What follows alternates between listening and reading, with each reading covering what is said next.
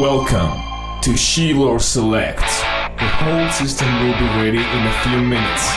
Take your seat and enjoy. All right, episode 2. James Chilton is back, baby. The great and powerful James Chilton, man. What's up? Hey, man, how you doing? Good, man. Like the intro? Yeah, I don't know. You want a little of this Buffalo Trace? Sure. Oh, also, and I was your What you got? Secret Santa, so this is yours. Oh, early Secret Santa? Yeah, it was your early Secret Open Santa. it live on the camera? Yeah, we had the rule I think they had was before the 19th, so I figured it might be a This is good way one before too. the 19th. Well, figured you Heck might yeah. want to enjoy it before Little that. makers? Well, that's Yeah, a dude. 46? That's too nice, Oh, man. It's not too nice for you, man. You want to do a little bit of this one now? If you want, man. Let's do it, man. Secret Santa. I was trying to find that. We're out yesterday at the same time. At the same time you were out doing some potential Christmas shopping. Yeah. And it was nuts out there. But she wanted to go to TJ Maxx, and then the only thing I want to go to the liquor store because the one in Radford was closed. Yeah. So we went to Christiansburg, see what they were all about. Didn't have what we wanted, but Let you pour your own there, man. oh, thank you, appreciate it. Don't get too wild out here. Oh, I know, right? Appreciate it, man. We got Maker's Mark 46. We're going to sip it on through this episode. Sponsored. James Chilton doing it all for right. Label out. Label out. Yeah, just in case, man. Let them all know. All right. Let's cheers. Yeah, cheers. Episode number 2, brother. So we started last time with Sierra Nevada, and this is with Maker's Mark. Maker's Mark 46. Heard some wise man say one time, James, it's the next episode. Hey, hey, hey, hey. But I thought that was kind of funny. For those who don't know, the next episode about Dr. Dre and Nate Dogg, they said that. But also, big thank you to everybody who sent text, emailed. Well, I don't know if anyone really emailed me. But sent a text. Some people called, comments on the videos, all that good stuff.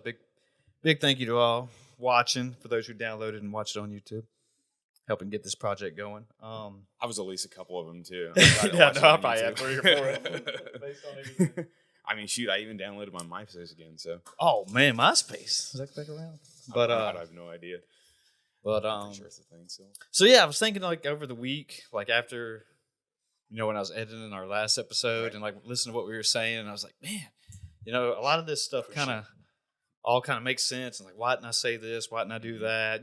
Just things you go over in your head all the time. And then I was listening to Two Bears, One Cave, Tom Segura and Bert Kreischer. You know them. If anyone else needs to Shout out, good podcast. Shout out, man. Get them guys listening. That'd be cool. But they were talking about how a lot of people don't have original thoughts anymore, or have you ever had your own original thought? I guess. Like a shower thought. They just sure, hit you yeah. at any Well, time, that's you know what that's what they Tom used. That you know who Joey Diaz is, right? Yeah. So Joey, for those who don't, Joey Diaz is he's a pretty big comedian. He's a pretty big stand-up comedian. Yeah, he's Puerto Rican too. I thought he was Cuban. Maybe I don't Cuban. know, but I don't know. But anyway, he was talking about this, and he's like, "Yeah, I had my own shower thought." That's how he talks, real deep voice, and he shits in the shower and stops it down the fucking drain. And Jesus, they were talking about it. I don't remember anything talking about that part. He said he had to quit doing it because his wife walked in and she called him throwing it in the toilet or something, and it was fucking So that wasn't disgusting. the only reason was he got caught. Yeah, but no, they got into how a lot of the younger generations. Well, I mean, I'm guilty of it too. We talk in memes almost, and when we say or see something we're like, oh, that's cool or that's neat, and instead of being we're losing our descriptive ability. Oh, we're relying on just a couple of small choppy phrases. Yeah. Or Yeah, and then you're like, well, okay, well, what's cool about it? If we, we were talking about cars the other day, and it's just yeah, that's a pretty sweet car. Well, wow, the design, the styling, the engine. Yeah, we're no one kind of younger, they hit their kids don't talk like that. They were kind of saying it was kind of interesting. Yeah, I kind of understand. Yeah, it makes sense because a lot of times when I was just finished my one of the semesters of school for prerequisites and all that, and I noticed that I write very similar to how I talk sometimes, and I know there's probably a more scholarly way to write. Oh, and I of course. realized that maybe it's not I'm not writing this is lit, My paper's gonna be sick, bro. Little titty, man. Bruh, B-U-R-H. That's spelled right. Thanks, by the way. Teach. But I noticed that like I tried to like write like I would speak, or write like I would speak. And Yeah. then that's probably not the most clear way. Maybe I don't know if that makes sense. It does make sense. But I found that I was saying I used either the same word, or I started thinking about, holy shit, did I just say like this word, like fantastic, or something like that? Some word that I used that was like, oh, I'm gonna use it again because it's like fresh in my memory, or I can't describe it other than being like, oh, this is very good, or this is very something. Like I may have heard like a lot of people say like your writing is similar to what you're saying, like the way you talk. Yeah. In some cases, and I found like I was saying the same kind of thing over and over, like, hey, this is very interesting, or this is very prominent, or all this. I just used very so many times. So when I looked back and I was like reading, I was like, man, I just sound like I'm saying the same thing over and over again. Right. So it makes sense. The original thought was the first thing I just thought of. But Yeah, no, like in emails, like at work, like I feel like I'm talking like how I would normally speak, like for us bullshitting and hanging out there. I'm like, oh wait, let me erase that. Yeah, like erase that. Like, hey, like they make those memes and it's really funny. It's like you write an email. I hope this email finds you well. Yeah. And it's like the old man just like doing like that. But or as per my last email, or things like that. But yeah, so it just had me like thinking like, is this how I am? I mean, do I have any original thoughts? Or am I just talking like whatever I see on Instagram and going like, that's cool? But like that was one thing I was thinking, like the benefit of this is to kind of help the communication and like get yourself out there more and like talk better, speak better. Yes, definitely like the sorry. No, you're good. I was thinking maybe there's a better way to like move through some of your thoughts, or I've been thinking about this recently, and this is a better way for me to like express it, and not necessarily like you're bouncing a couple ideas off somebody else, but kind of sort of. But like if you get a thought, then like you have your own expertise on it, then we kind of like it's like clay, you form it into something. It's like, oh yeah, now that makes perfect sense on what I was saying, but yeah, it just had me like going over it all week, like you know what imposter syndrome is, right? Right. Yeah, so we were talking about that maybe like a week or two ago up at the lake. But anyway, for imposter syndrome, it's like being called out for those you don't know, like on your flaws, I guess. Like you think you magnify your flaws, and like you think like, why am I here? Why am I doing this? And or like maybe you don't, like if you're successful at something, you're like, maybe I don't deserve this. Yeah, like, sort of like that. Like, why am I here? Like, like an imposter. Like I didn't. Yeah, like I guess exactly what you said. But like starting this and like I remember like we were talking about our first days of CrossFit like last week. It was just like, I don't belong here. I'm trash. Like I can't do half these shit like when the elites are going and stuff. And it's like I don't even know why I try, but right.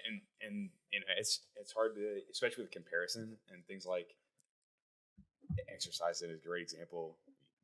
It's like on so many T-shirts and like so many slogans, especially in the CrossFit world. Is like you can't compare. Don't compare yourself to anybody else. You can only compare against yourself, kind of thing. And it's kind of funny at the same time that we do this thing called the Open. And if you don't know what CrossFit is, you explain it. Where you essentially, great. So we do this thing pretty much every year. So far, it's just been about every February. Last year was it was last year when I did it, the October and February. Yeah. That was first year. Was that what it was? October and February? I think it was February was the original. Then it was. They did two, didn't they? Because it was October. Right. Was one. But it usually comes around February, beginning of the year, pretty much, right? Yeah. Explain the Open to. So the Open is in case we have any non-CrossFitters. Right. So in CrossFit they have the CrossFit Games, and essentially it's pretty much a broad. It's like a funnel for the CrossFit Games. If you think it's like really broad set of workouts that are to get people started. Usually it's 5. I think it's 5, right? It's always 5. 5 workouts, yeah. 5 workouts. So it's a funnel. So it used to be the format was that you do these 5 workouts. However you'd compare it against everybody else, you'd move on to the next stage. Just if you got to it was top 20? No. Oh, I don't remember. I can't remember what it was. Wait. In the old days, it was like top 5. No, top 5 or top 20 go to regionals or top 10. So top 20 go to the regionals. Is that what it was? Yeah, they go to the regionals. Then it's like the top 5 went from regionals? I think it was regionals. Or top 3. So yeah, essentially, they would take a certain amount of people. Let's say it's 20. They take 20, the top 20 open finishers. They go to regionals. They would then, from regionals, did the same thing. They would whittle it down to the top 5, and then those 5 would go on to the games. So they'd have all the broken up regions, and the map looked like it changed every year. It almost looked like they took darts and just threw at the board. They're like, all right, this is this region, and they'd have this region, and this region, and this region. Anyways, and then like certain states in this region. Like, yeah, why is that state in that region or whatever? Yeah, and like I'm the sure way they named them. I'm sure it was like a method to the madness, but like essentially just a massive funnel, get people to the CrossFit Games. And the idea was that, all right, this is also for everyone that's not a professional exerciser or trying to be a competitive athlete, like 99% of everybody. Exactly. It's more of just like hey, it's Everyone fun. It's kind of like a competition. You know, the reason why I think I really liked it is that you pay $20. It's $20. You get 5 workouts guaranteed. You got to get somebody to judge you, and you obviously which is I mean, I think it's part of the experience of having, it's cool. It's kind of like I would say free. I almost said free competition, but yeah, $20. $20 isn't small in the grand scheme of things. But, you're going to compare yourself against everyone else, or you can, in a lot of cases, see how you did in the previous years. Like every year or every couple of years, I'll retest one or they'll change it a little bit. And, for sure. For a lot of time, and, for most folks, it's more of just like, hey, this is kind of fun. It's a little different than regular workouts, or a little more competitive. Some people who are athletes really like it because, it's like being back in competition. And, right. But most of the time, it's just to see how you kind of stack up at the end of the year. Most people don't know that they're not going to the games, or or like maybe I might think about going to the games. Exactly. I do, but typically every year, everyone likes looking back at, hey, I got fitter, or I got better, or hey, this workout was really fun, or oh my god, this workout was awful. Exactly. But yeah, I mean, the comparing against yourself, like bringing it back to what you were saying, like and I think a lot of people, I think what is interesting about the Open is that a lot of people see it as a competition where I want to see how I stack up, and there's leaderboards, and everyone wants to follow the leaderboard. But I thought the most interesting part of the leaderboard this past year that I looked at was that it kind of give you like, okay, a rating of how many people competed, how you finished, what your percentage was in Virginia, or like you broke it down, give you more analytics, which is kind of cool. So like if I know for the for the most part, most people are just in their age group, but then like you can make it even further or filter it even further if you're a police officer, or if you're a firefighter, if you're a medical professional, I forgot whatever, you could kind of be like, I'm the fittest nurse, or I'm the fittest. Yeah, that was kind of cool how they did crossing it that guard way. or whatever. I think you can get really specific, and I can't remember how it was, but that was kind of cool. But it was definitely cool. I think of like looking back and seeing like some of the workouts that I remember doing, like for example, like there was one with like strict handstand push-ups or something like that, and I remember that crushed my soul in the beginning, and I was like, because it was just they weren't there. You didn't have they were for sure not. Was this early CrossFit career for you? Early. So like I got crushed. I was like, what? You probably should have scaled. It was one of those workouts where there's like, well, I am not fit at all. So, but it's still fun. It's not like stressing about like a competition. Like, this is where I put my career on the line or anything like that. It's just fun. I mean, it's a good time. And kind of like if you want to take it serious, like you and I, well, yeah, we take it pretty serious. Especially with we've been competing, but we competed, but it's more like you take care of it because we do it a lot, and then you usually do the best you can always. Exactly. And then, like you're saying, we can compare ourselves to earlier years, but for some people it's just to have a good time and throw down. Like, if you want to take it serious, and that's fine. But if you don't, it's just like, hey, just compete against yourself. Right. Is that what the saying is? Yeah, that's don't compare yourself to like somebody over there doing the RX weight, even if you're just scaling. Who cares? I mean, no, I wouldn't. I don't look down. I don't give a fuck. No, it's one of those where I think a lot of folks are definitely get caught up in like, I want to see compete against somebody. Maybe there's that's true with everybody. At some point, everyone's competitive.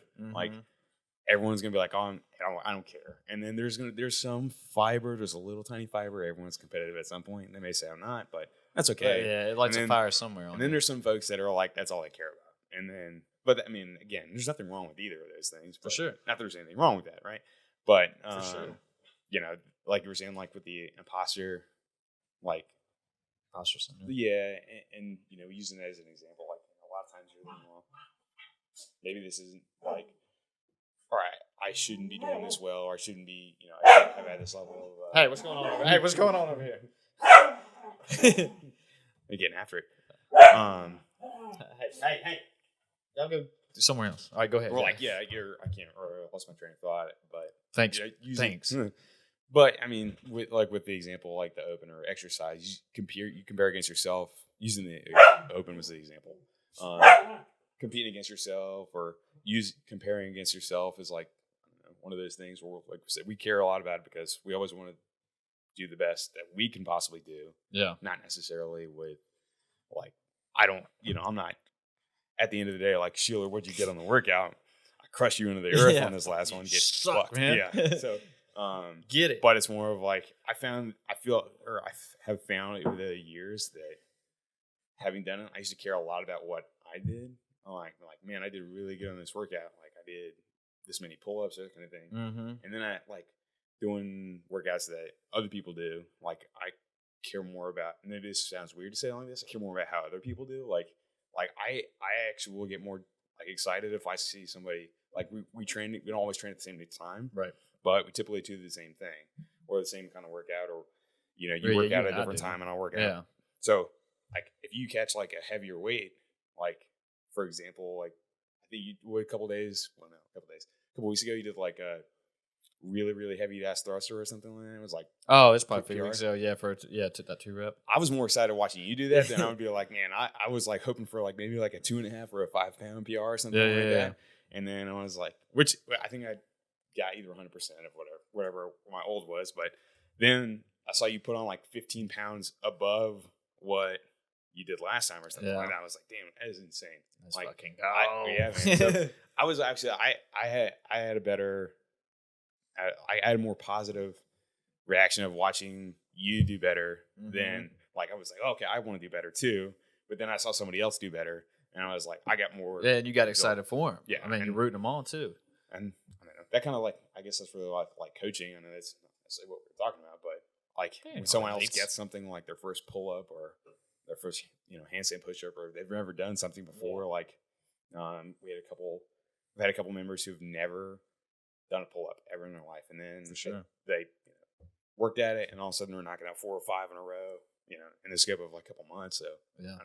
Well, no, Trevor and I, kind of going off what you said, we were talking, shout out T-Dog, baby. We were rolling out or doing our kettlebell swings or something after the workout before, like just, bullshit like we normally do. But anyway, we got into talking, like kind of going off what you're saying is that, like how we pull for each other, but also at the same time, we're like, hey, man, I'm fucking beat you today, man. I ain't gonna let you. It's healthy competition. Yeah, exactly. Healthy competition. But we're still like, if you're watching like somebody lift or whatever, come on, get it. Get it, man. I hope you get it. But then you're like, oh shit, now he beat more than me. Fuck him. But yeah, you're happy for him at the same time. Just because it's your boy and you're throwing down. And like in the end, it's all together. We're all just trying to get better. And kind of more like this other thought came in my head while you were talking about, like, I remember like I actually started weightlifting in 9th grade. We could take weightlifting in high school. Oh, okay. Yeah. Like a class? Yeah, it was like a weightlifting class. Like and is that how your high school was set up? Could you do that? Yeah. I think I couldn't remember, but off the top of my head, I think we had to wait until you were like a junior until you could take it as a class. I think you had PE. Oh, yes. But you couldn't take a weightlifting Our high school was we went 8th through 12th in my high school. So there's no middle school there. But you couldn't take weightlifting in 8th grade unless I think you had to have like, if you were playing football already for JV or something. But like for me, so you had to know somebody. Basically had to know the coach. Like, hey, put me in there, dog. But like 9th grade, like I was probably barely 100 pounds, and like we had block schedules where each class was an hour and a half. I can't remember. It was me and like 2 or 3 of my best friends, but we were in there with like all these seniors and juniors who were playing football and like talking about imposters, and I was like, "What the fuck am I doing?" Here, right? Yeah, like I never touched a barbell, didn't even know what a barbell was, and then like gradually, just like, well, all right, I'm just going to give it hell and see what happens, But like the cool thing was one of the football. I think we had. I can't remember his name. I think Versluis. If anyone remembers from Patrick County, I think it was Coach Versluis. If you want to make a comment. But I can't remember, was it Suma? Anyway, neither here nor there. But they would make us do like tests at the end of every grading period or 6 weeks, whatever it's called. Like a max or something like that? Yeah, so you would like max on like, I think it was clean. I remember doing a lot of deadlifts. It was like clean, push, press, and squat maybe. Mm-hmm. And then he would do a 40-yard dash time, a vert test, and something. But anyway, like I think the semester was 18 weeks, could be maybe Okay. 16. I don't even remember what it was. But anyway, like they would do it, and I was like, oh fuck, I keep getting better. I keep getting better. Mhm. You know, like I'd gain like 5 pounds, about 5 pounds pounds. or 10 pounds. Like, oh man, I'm getting better. So that's the reason, like, I saw what it was doing for me, this whole thing, and I was like, you know, talking about, oh, I'm getting better. Well, I don't care if they're over there cleaning, you know, 225. Right. I don't even know what high school we were doing. And I was like, over 10 years ago, but yeah, just that's what got, you know, my rush was just like, okay, I can just stick with it. And that's when and they were kind of like, even the older kids, like, you know, high school is kind of a rough time for most people. I mean, I had my rough times, but yeah, like they were kind of rooting you on at the same time, just because we're all coming together trying to make this one goal. Especially, I guess. if they're working toward the same thing. Like, yeah, exactly. Yeah. Like you said, like if like, you know, you're on the same team, and you know, like I said, if you're working to the same thing, it's good to see other people getting closer to the same goal. So Yeah, no, it was a definitely makes it it's like a cherry on top, pretty much. there like, you go. know, That's yeah, a good way like of putting it. I just got a PR, but shit, my buddy just got a PR too. Exactly. And then his butt, you know, all that. So Yeah, and it's like, who cares if it was like, you know, 100 pounds lower or whatever, but you're still progressing. I mean, you know, it's all relative, essentially. Yeah, Mhm. with the weight thing. Yeah, and like this, I know there's different tangent or whatever, but yeah, the weight thing. Be like, what's 100% of something for you is also 100% for me. It just doesn't matter with the number. It's like if you do a clean at like 200 pounds, and that's your 1 rep max, and that's 100%, and then the next person over there is doing their max and it's 400 pounds. Mhm. Well, it's still a max for them and it's still a max for you. Yeah. Like if you close your eyes and that person closed their eyes, they'd probably feel the same, like, holy shit, this is fucking heavy or something. Like, you know, it's not like, oh, well, now it's heavy because it's 200 pounds, or it's not heavy because it's 200 pounds. Now it's heavy because it's 400 pounds. Whereas someone who's never come into a CrossFit gym and like, oh, someone's lifting 150 pounds. Well, 150 pounds for me is more than I've ever lifted. So then someone's like, wow, that person is fucking insanely strong. Mhm. And then we look at someone like any of the CrossFit Games athlete, insert their name, and then you're like, well, they just did that for like 50 reps or something like that. So, you know, I guess that imposter syndrome is, or I guess that you can fall into that when like compare against someone else. You're like, well, that person, like Matt Fraser, for example, would be a good example. Everyone's like, oh, he's so good because he's small, or you know, he's got the short range of motions. And all that stuff just like excuses to figure out like why he was also a weightlifter for many years. Yeah, many, an Olympic many years. weightlifter for those who don't know who he is. So, and you know, so when he gets to pick up a barbell, I mean, he's been doing that for many years before he came across. So it's just in his genes. That comparison thing is, it's definitely like a tricky. Yeah, it's easy to get hard. stuck Like, in, I mean, you know, anytime I walk into anything new, it's like, man, fuck, I can't do this Right. shit. Like, what am I doing? Even this right here, trying to open up thoughts and share them out and talk about things and more fluently, and instead of just sit here and have conversations with myself or whatever. Right. And I mean, basically everywhere we go, we're podcasting. I mean, essentially, yeah, we're just having dinner and we're having a good talking about conversation. bullshit like we would and like right now, or like we're talking shit at the bar, Right. you know, just yelling out stuff. But yeah, but like if I was walking into a gym right now, I mean, like I'm like, me as a person, I'm like, I want to fucking lift that much, like Right. what that dude's doing. Like I saw Matt Fraser, whatever one. Let's just say, random example. My first day of CrossFit, I'm like, I want to fucking do that. How do I got to do that? Mm-hmm. And like, you know, when we were talking, you know, before this or whenever it was, like what have we done? It's like 7 years we've been doing this shit. It is 2020 now, so yes, 7 years. Like we've been through different programs, different styles of lifting, different Right. styles of everything, trying to get to the best we can be. And it was just because we're there 6 days a week, especially you where you're coaching, and we're down there putting in what we got to do because we're trying to better ourselves. Right. And then we go off on like our nutrition programs, Right. which, I mean, if we want to touch on that, that's fine. But you know, like, you know, we're drinking whiskey now or whatever. But I mean, this is like once this week that we're Right. having a drink, maybe two. Right. It's not like an every fucking night thing. It's like the old adage is the everything in moderation, right? Yeah. just a I little mean, bit of you know, everything. like back in college or whatever, like if somebody brought a fifth, like, oh, we got to fucking finish this, you know, tonight before we leave this house. Depending on what it was, if it was vodka in my case, it would have been like, all right, guys, you have a great night. I'm going to go call today. Dude, I know exactly what you're saying. Yeah. Exactly. But yeah, I mean, and that's part of it. It's like you start figuring out the pieces, like, all right, so I got to do this to do said thing. I'm doing this now. Then you get a taste of it. You're like, all right, now I want that extra. Now what do I got to do? And so then you're like, oh, I got to start getting some more sleep. I got to clean up my eating. I got to start maybe take a multivitamin. Who knows? Right. I mean, it could be anything. And it's guess feeling better, I mean, is one of the best things. I think one of the most maybe stuck with me, and it's not maybe a negative view or a pessimistic view or whatever, but it was like my grandparents ended up in nursing homes towards the end of their life. And then not that they didn't like take care of this stuff, but they were all very active, I think, but like they didn't really exercise a lot. I mean, I know my grandparents had my mom's side was like from New York, like Bronx and Brooklyn. They grew up in the Depression and stuff, so like not like they didn't have like stressful like upbringing, but they didn't like lift weights or they didn't do anything like that. They might have played sports and stuff like that, but never like I'm probably one of the only ones in that I think that has spent this much time exercising or spent that care about my fitness and nutrition. I'm like my uncle wrestled, so I know he did. Yeah, we talked about it last time. When they passed, they were all most of them had either cancer or something like that. But they were in a nursing home, and I was like, I never want to end up like that. I know there's lots of things, and that's kind of like a broad brush to be like, no, well, if I don't do these thrusters today, I'm going to end up in a nursing home. But I was one of the think like I want to be around as long as I can because we get one shot at it. So like I want to take as good care of myself or be around as long as I can and have like a really good quality of life. Meaning I'm going to take care of myself and like by working out or eating better and things like that. That I don't want to end up necessarily going that way because I just don't want to go that way. So no, I'm 100% on board with that. I mean, you see people, if you go to a park and they're on. They can barely feel like they can barely take a lap around a park without like having to like, oh god, they just sit down. Like I don't want to be that way. And I know we take our lifts and our nutrition to a little bit.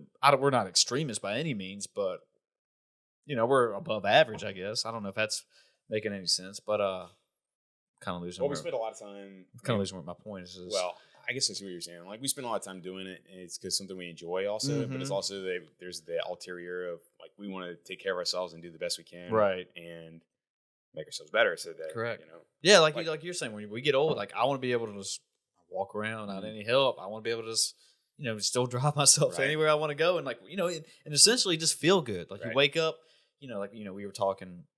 I forgot who I was talking to. Maybe it was my brother. But, we watched that documentary like on a lot of football players when they get out of bed in the morning, they have to have like 8 Advil or something just to halfway feel natural. And I was like, man, I know that's a completely different sport of what we're doing, and they took a lot of hits, but I just don't want to be that way is what I'm saying. I want to be able to get up. All right, what am I eating for breakfast? Cool. Let's roll.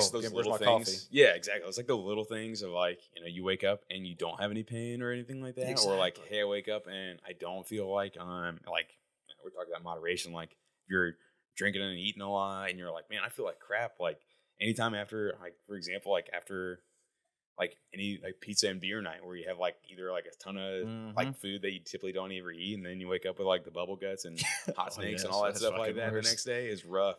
Yeah. But there's nothing wrong with that either. But waking up and having like my back hurts or my head hurts like all day. That's like there's no way. Just, you don't want to be that way. I mean, and especially if a lot of those guys are like pretty young too, and they're like in their late 40s. Yeah, 50s, I mean mid 30s to 40s. I mean, when. Unless you're depending on what position you play in football. I mean, your career is pretty much done by 30. Yeah, unless you're one of like a kicker or punter who don't get hit a lot. Vinatieri or something like that. He's like 40s, 7 or something. Yeah, just like keep going, man. But yeah, I mean, like we're saying, we just don't want to.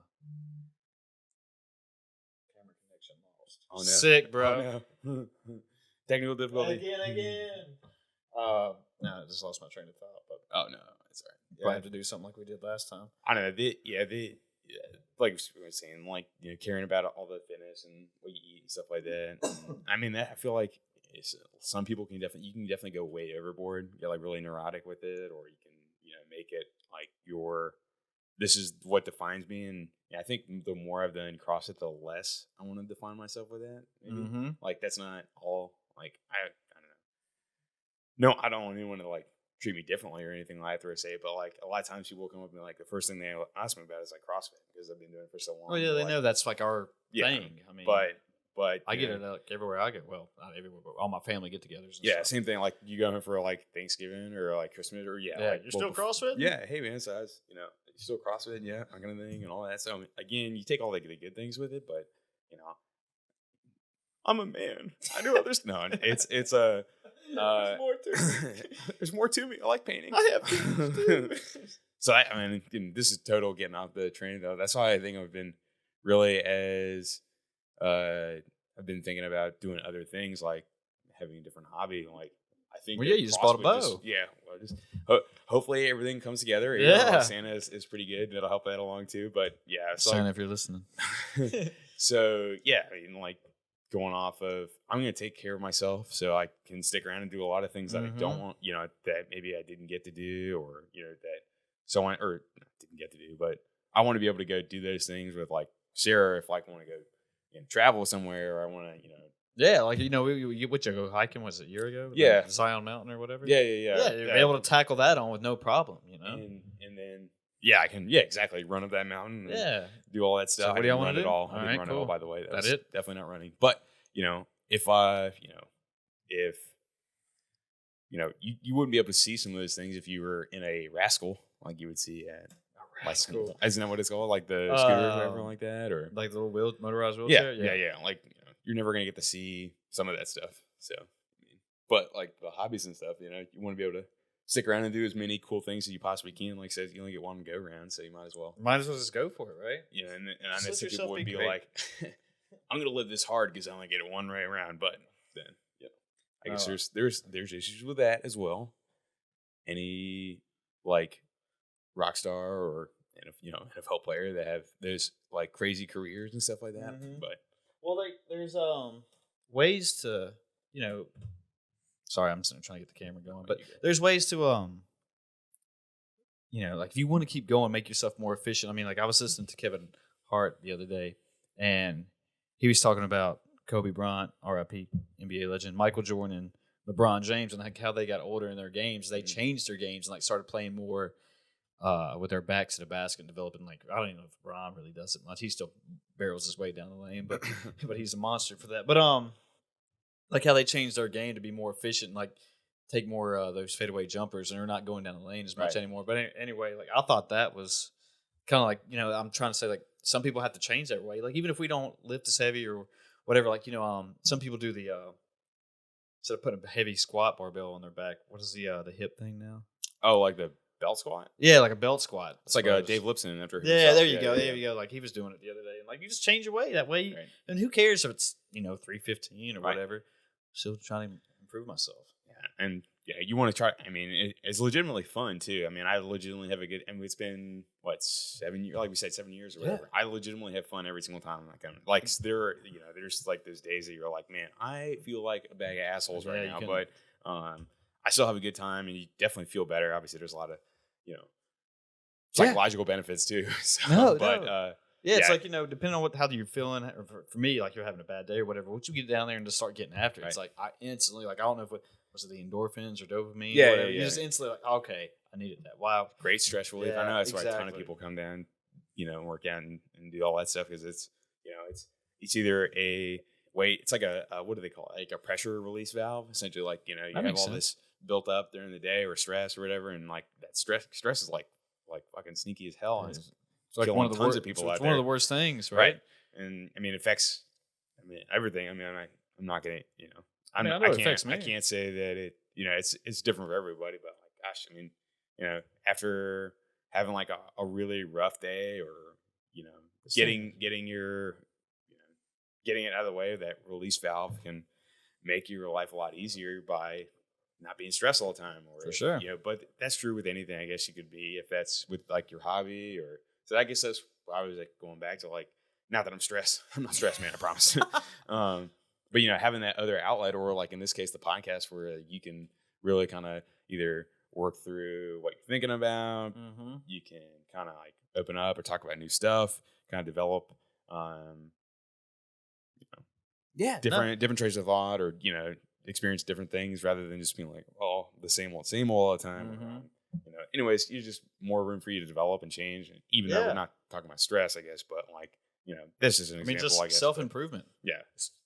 And there's a lot of ways to do that. And like, this was like, what you're saying, another reason why I kind of wanted to do this is, like share my thoughts. I mean, bullshit we talk about all the time Right. from other podcasts, and just get them out there. Because like, I don't know that I don't want to say they changed the way I live or anything, but it's just kind of like, Listening to podcasts and things well, like yeah, that? listen to podcasts, and you're like, okay, well, just because I heard this back in college or said whatever, it doesn't mean it's correct. And it's just like, well, they said it this way, and it's like, oh, well, let me think about this, and it's just like, all right, well, that's makes more sense. And you don't, for me, and I know you've said this too before, I don't want to be married to any ideas, because not everything is.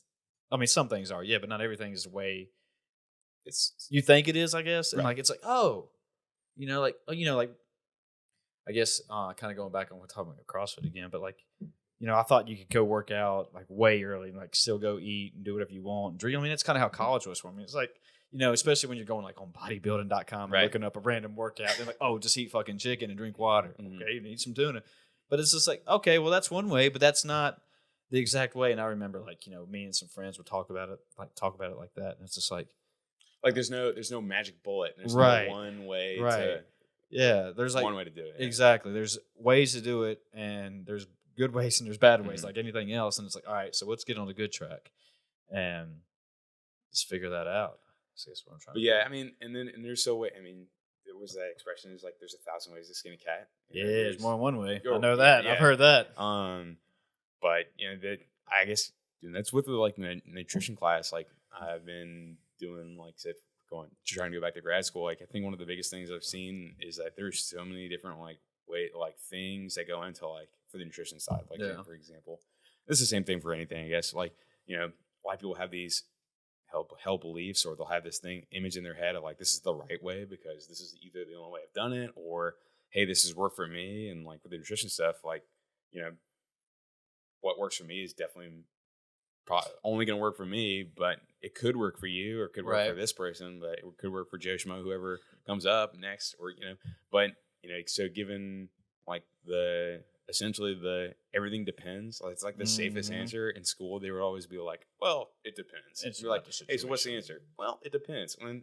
like I used to think that was bullshit, and you're like, "Okay, that's like an easy cop out." And like, I just don't know the answer, which is okay, by the way. I don't know I don't know anything. So, but I think like that was really true in like for the nutrition stuff. Like it really depends on what works best for anybody. So like what works. Like if you, for example, a really simple example would be like if you have an allergy, like if you are allergic to like shrimp or like nuts or something, eggs or nuts or anything like that, maybe a diet that includes a lot of those things is probably not the best for you. And you're like, well, why do I feel like crap all the time if I thought this stuff works? Yeah, like if you're lactose intolerant and you're like, I need to eat a diet that cuts out dairy, and that's probably a better choice for you if you always feel like crap after crushing a milkshake, or like.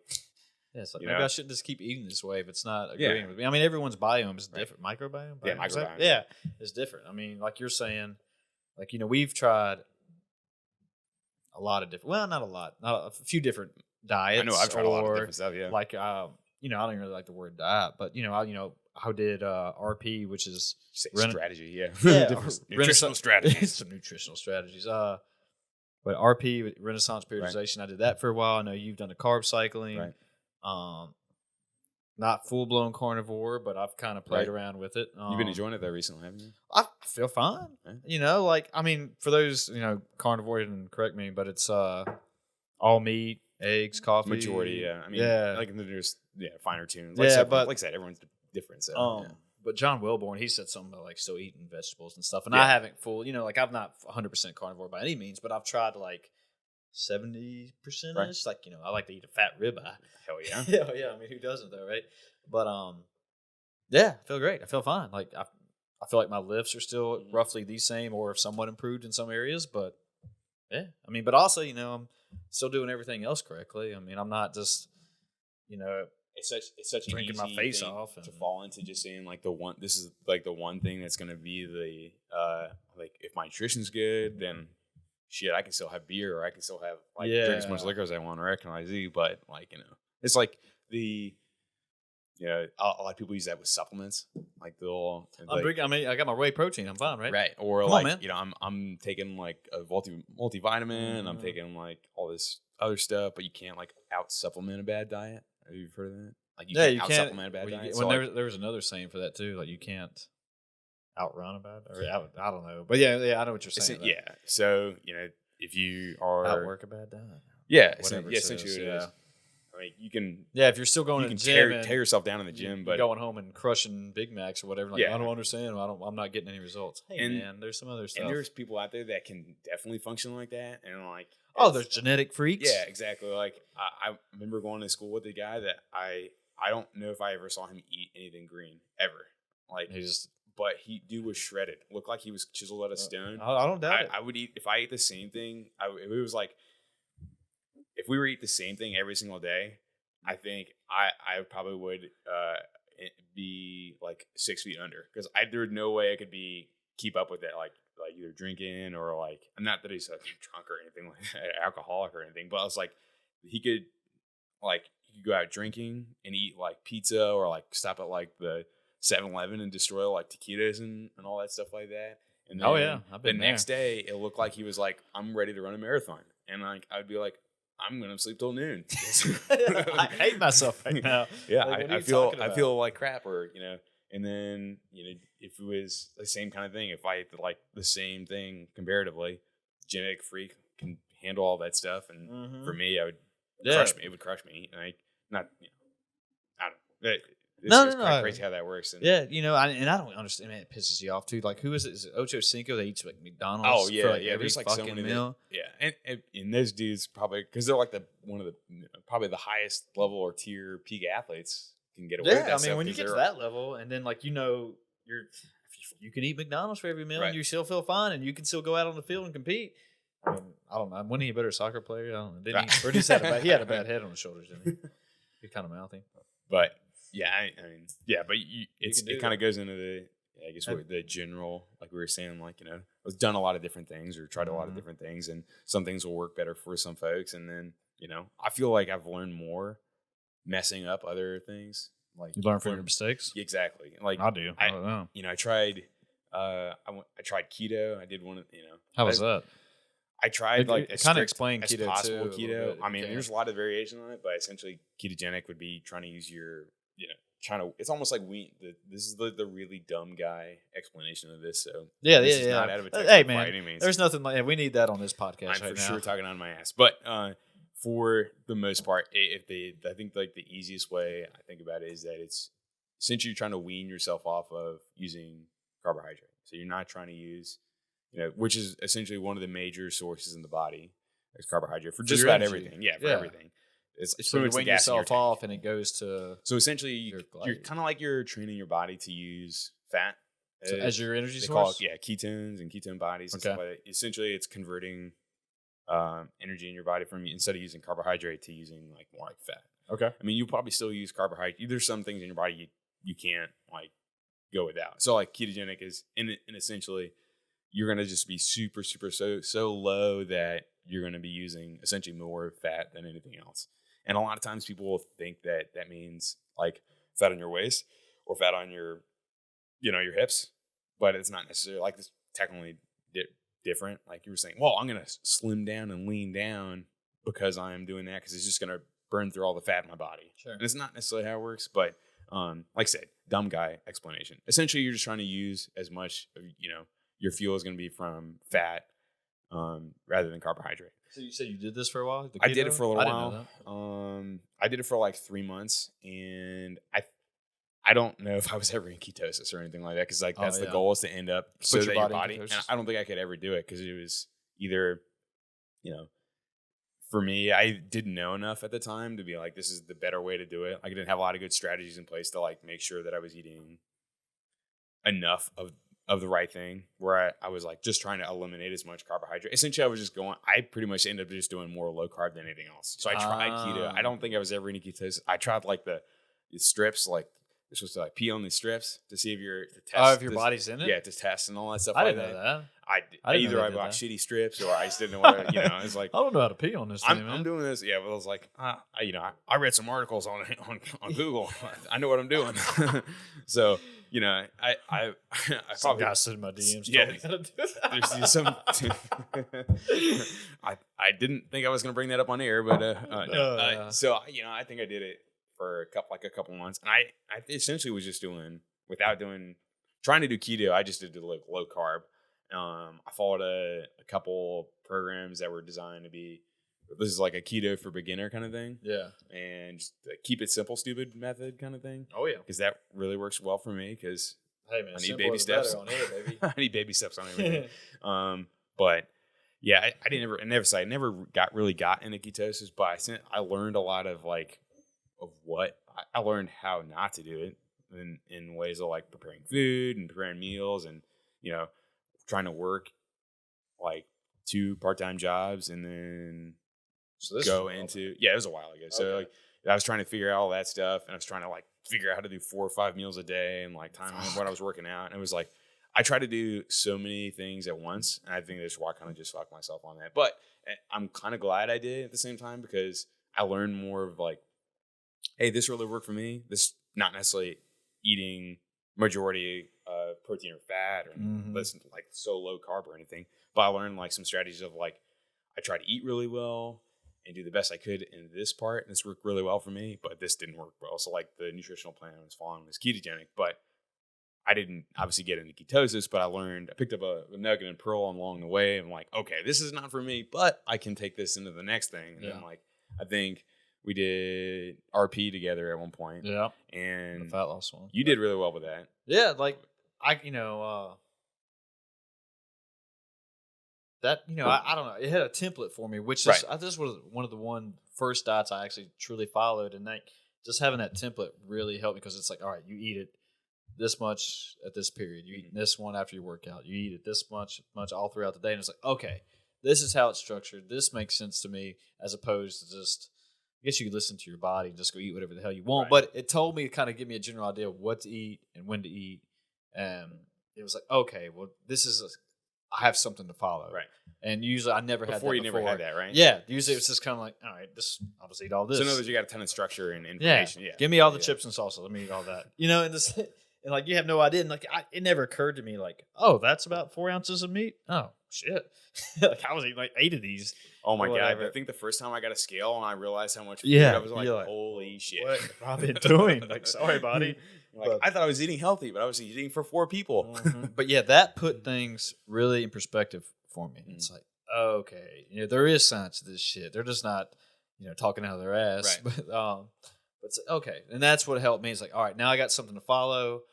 When I put food on a plate now, it's like, okay, I know, like I don't weigh my food anymore, but it's just like, oh, it's about right. But you did at one point. No, when I was on RP, like I was strict to it. Right. Like, but whatever it said, I did. So that's one thing that I took away too. Like that, I mean, I still every once in a while I use like a scale and stuff like that because I do macros now. But like, it was very easy to now, after doing it for so long, you could just look at something and be like, all right, this is pretty much close to what I need. And it doesn't have to be perfect. Yeah. Like, it's not like you're weighing grains of sand.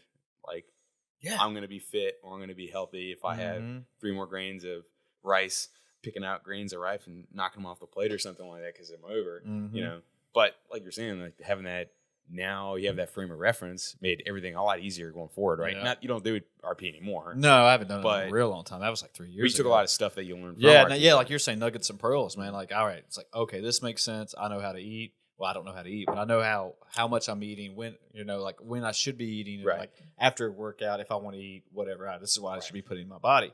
I mean, and like, I think a lot of people, like kind of what we're saying is like, they think, oh, I did this for 2 weeks. I should be doing fine right now. It's like, no, like, and then they get off. I haven't seen any results. Like everyone's different. Some people might have results in a little that time. Some people might have in later that time. Right. But I think I did that for few months, I guess. I remember he was doing it a while. Yeah, I mean, what's one of the sayings that they say that you notice in like 4 weeks and everyone else starts to notice in 6 weeks, or is that something? It's not. I don't know. I've heard that before. I don't know if that's true, folks. Don't really pay any mind to that. But no, I understand what you're saying. But like I remember the first couple of weeks because I was eating a lot less.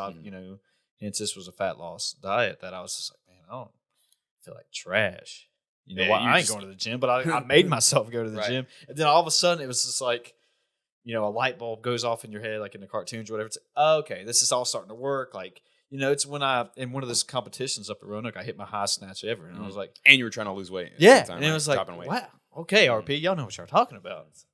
So it's crazy how that works. And I remember when we did, I want to say for a while, I did the same thing with like the doing the different things, every time I would pick something away, be like, wow, this makes a lot of sense. And I feel like I learn a little bit every time, and I'm like, oh my God, I'm not going to do that ever again. But yeah, I learned from it, or I know not to do that. Exactly. Or, with the RP, it was like really helpful, like we were saying, for me to kind of like visualize how I should space out things. Like, hey, when is a good time to eat? If I'm trying to train, like when's a good time to eat, or when's time, and I guess it is very true differently for like a spreadsheet is not going to be the optimal for it's not person, for everybody. right? Yeah, it's not a true magic bean formula that, hey, you're going to have 6-pack abs because if you follow this for 2 weeks.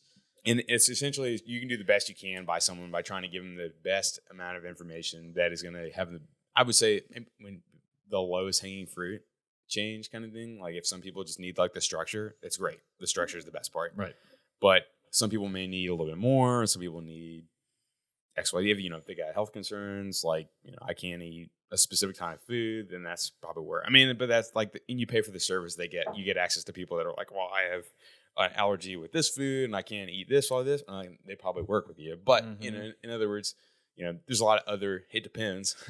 But I feel like one of the biggest things I did with RP was that I learned how to like, kind of like budget my time with like making meals and things like that. Yeah, like you actually had to go home and cook some stuff rather than just like, or like prepare in advance, or let me get some fucking Cheetos, right? Or like, I think I was working at the university when I was doing this, and I think like I would try to plan out my meals so far in advance that I would like lose the forest through the trees. I would be like so worried about and stressed about my next couple meals. So it was like, I learned like that structure was great for me because I like really thrive on the structure. I get that.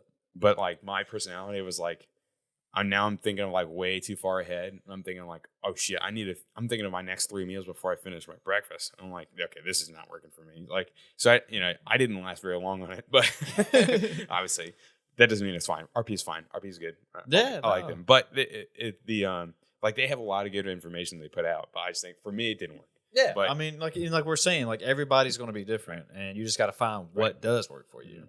Carb cycling clearly worked. Yeah, I think it was almost more that I spent more time focusing on what I was just doing. Like I did with the RP, it was like figuring out the timing, and for a lot of that, it was like figuring out when you should eat before, when you should eat after.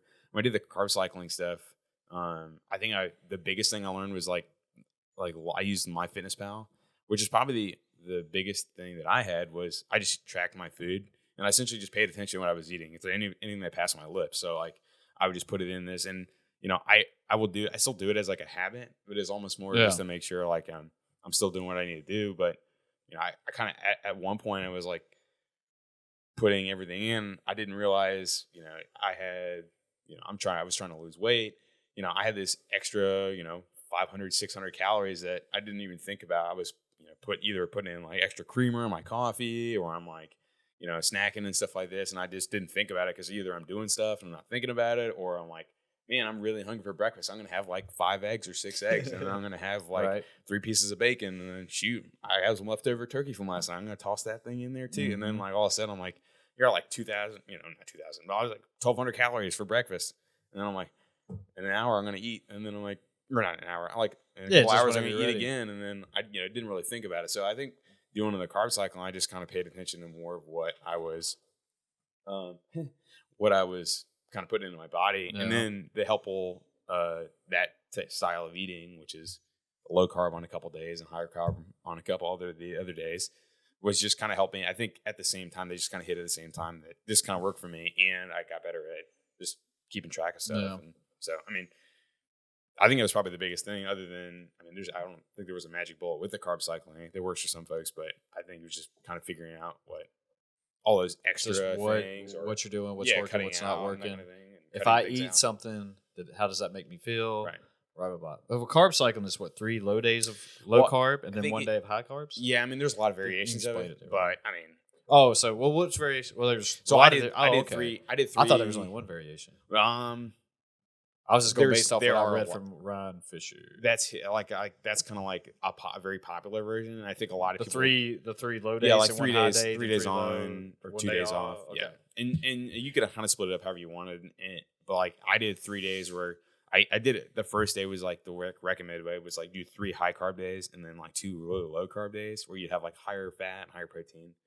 But and then the carb days are like your refeed days. Have you heard of like that? The refeed? Refeed. So like refeed of like you're really low carb, and then the next couple days you're starting to add more carbohydrate back in. So essentially you're going these cycling high days and low days and stuff like that. And a lot of bodybuilders and stuff use that, and I didn't really know that part of the thing. A lot of bodybuilders use it too. I mean, because a lot of carbohydrate can, for a lot of people, hold water. So if you have a lot of carbs and like if you feel really bloated after eating a shit ton of pizza or bread or something like that, because carbs can hold water and things like that. But that's a really, really dumb guy explanation again. But the days that you'd have higher carbs and then you'd have the lower carbs. But some days I started doing it. I felt better when I was doing like a high, a low, a high, a low, a high, a low. So like 3 days. So you adjusted to know like, okay, I feel better doing it this way. I felt better as opposed to X, Y, Z. Yeah. I mean, that's what a lot of people don't know or understand too. That I don't think they understand like, all right, if I eat this or do this, how is this going to react to my body? Kind of what we've been saying, and then you adjusted it to where you didn't like it, but then you adjusted it to where okay, now this is hitting the spot right here. But just based on I'm dialed in, baby. I think I did like 2 weeks of it or 3 weeks of it, and then I was like, all right, well, I'm kind of hitting maybe like a plateau, which is like super common, I think, for anyone changing anything, especially like in like dieting and stuff like that. I think it was like the hardest thing was like you do so well for a while, like man, I feel great. First couple of weeks, I'm knocking it out of the park, and then like that third week, and you're like, all right, I jumped on the scale, and I'm actually heavier, and I'm doing all the same things, and but having that plateau was like, okay, maybe I don't feel so good, maybe not feel so good. Let's say it like this, but I think I was getting to the point where like, all right, I'm starting to kind of drag, and I feel like I don't want to like fall low off the energy. horse. Yeah, and like I just feel like I was either working out. I could just been a bad week or something like that. But I was like, I'm going to try it. And they say an alternative is to do it like where you space it out. Like you do like I did Monday, Wednesday, Friday was like higher carb. And then like Tuesday, Thursday was lower carb. But, that just worked for me. And yeah. I mean, that's what you got to find out is what works. So, and, I stopped, I did that for a little while. And essentially the big, like I said, the biggest thing that I said that worked for me was just keeping track of everything. Yeah. And after that, I could kind of have better aware, like you said, you have like an awareness of what you're actually eating rather than I'm just eating if I'm hungry and I make this meal and the next meal is this and then a third meal or a fourth meal. So it's like, if you're not very consistent, I think that was the biggest thing that happened to me was that I was just very consistent and you're just doing it's not necessarily eating anything crazy. Like I wasn't eating like distilled, peppers or like the special like type of grass-fed beef that you can only find at midnight and the hills of Radford or something like that. It wasn't anything like that. But, I kind of, at one point I was like, I've just been very consistent over the course of like the past month. And then, it took me probably like 2.5 to 3 months to notice any really big difference just for me. I was just super, I don't know. I don't remember how long it took me to start noticing differences, but I also didn't put myself on a scale or anything too, just cause I knew I would add another layer of stress to myself. It's like, and it'd be like in the back of my head, start overthinking. It's like, oh, this shit ain't working. What the fuck, But clearly it is, and just you don't have to go all that, but go by the way your clothes are feeling, or by the way you're just feeling in general.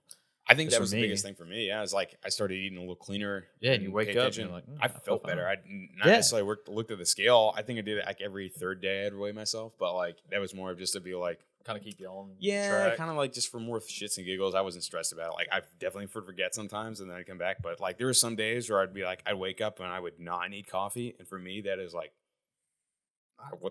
if I'm not drinking, like I drink way too much coffee. It's probably for sure, but I've been a lot better than in the past. But like some days I'd be like, I don't even need this. I feel great waking up. Yeah, or I'd sleep you like you have energy levels all throughout the day. Like that's one thing I noticed too is like going to work from 7 to 4, then coming to train afterwards. Like, hey, I still feel fine. Right. Like I don't need no afternoon nap. I'm ready to get after it. Especially you get that little extra energy boost. For me, walking in, like, all right, what are we doing today? I'm ready to pick this shit up. It was definitely nice to be able to like not have. After being very consistent and getting a feel for what worked best for me, I could then way relax because I wasn't stressed about like, man, is this working or not? As I think a lot of folks have, like I have no idea what's happening with this. Like some days I feel like this, or some days I feel like, better or worse, and it's going to happen. But like, I at one point I was like, I'm not stressed about it anymore. I used to be really neurotic. I used to be really, really heavy. Like when I came to Radford. So I think for me, in college. Oh, like when you first started at Radford? When I first came to Radford, I was like super heavy. And I think little thick eponymous. For sure. I look like the Michelin Man. Oh, yeah. Come over here if you thick. But Stay over there if you sick. Yeah. And I don't know. Like, everyone's like self conscious, but like I was. You were that heavy? How heavy? I was probably. Like rough estimate. You think you're that heavy? I don't remember you being that heavy, but that's also been. Well, this is before you before you actually started working out together and stuff. So like when I came to Radford, which would have been like 2011, 2012, I came off that surgery, all that stuff. So like, in high school, I probably weighed like, I think maybe like from like 160 to like 170 or something like that. Like through your high school career? That's how much you ranged from? Like while I was an athlete, like lacrosse and wrestling and like running. And we talked about that. Like, that's that kind of stuff. So like I essentially I was constantly doing stuff. So I was always being active. And my metabolism was probably really fast too. And then I went from like 100 to 0, where maybe 100. I was like maybe a 55. I don't know. I was just doing stuff all the time, and then like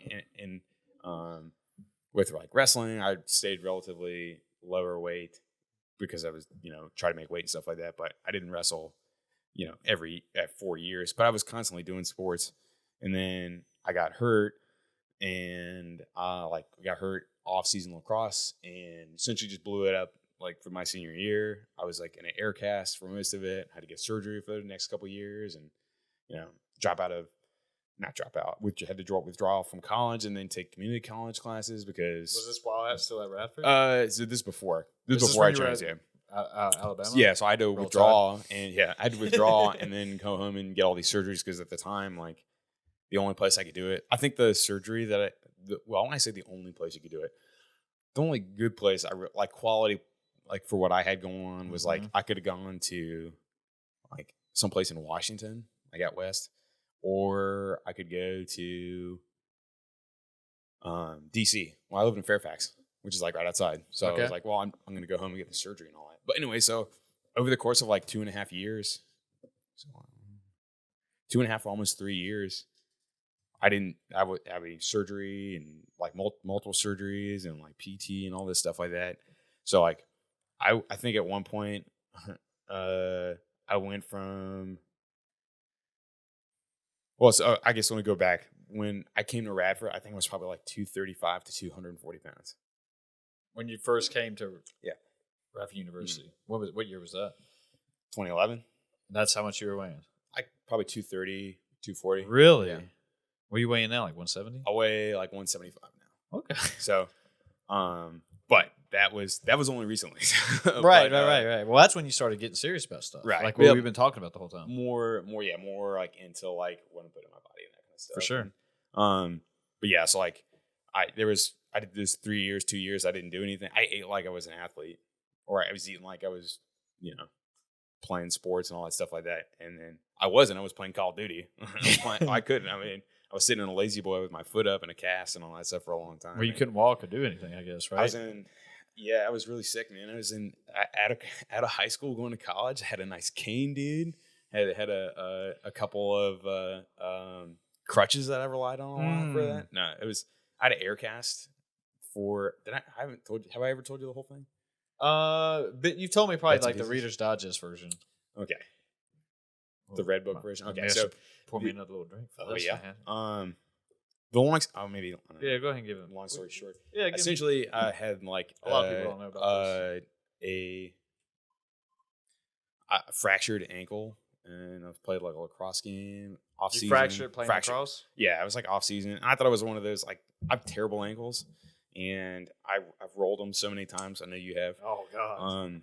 And I can't remember what it was, but I know I was like, it was an off-season game. I essentially got hit where like my foot stayed in the ground, and I went like it was really muddy. My cleat stuck in the ground, and I went over top. I rolled over, and I just felt like, all right, crap, or just twist my ankle. And then kept running around a little bit, finished the game up, and then the next couple of days it was like, man, something don't feel right. Still kind of hurts. I know it's a sprained ankle, but something feels. You just thought you sprained it at the time. Yeah, and I had sprained my ankle before, so I was like, You this just thought kind of you feels a rolled it, little no big different. deal? Well, at first I was like, it's probably not a Just big put deal. the old Rice method on it and you're fine.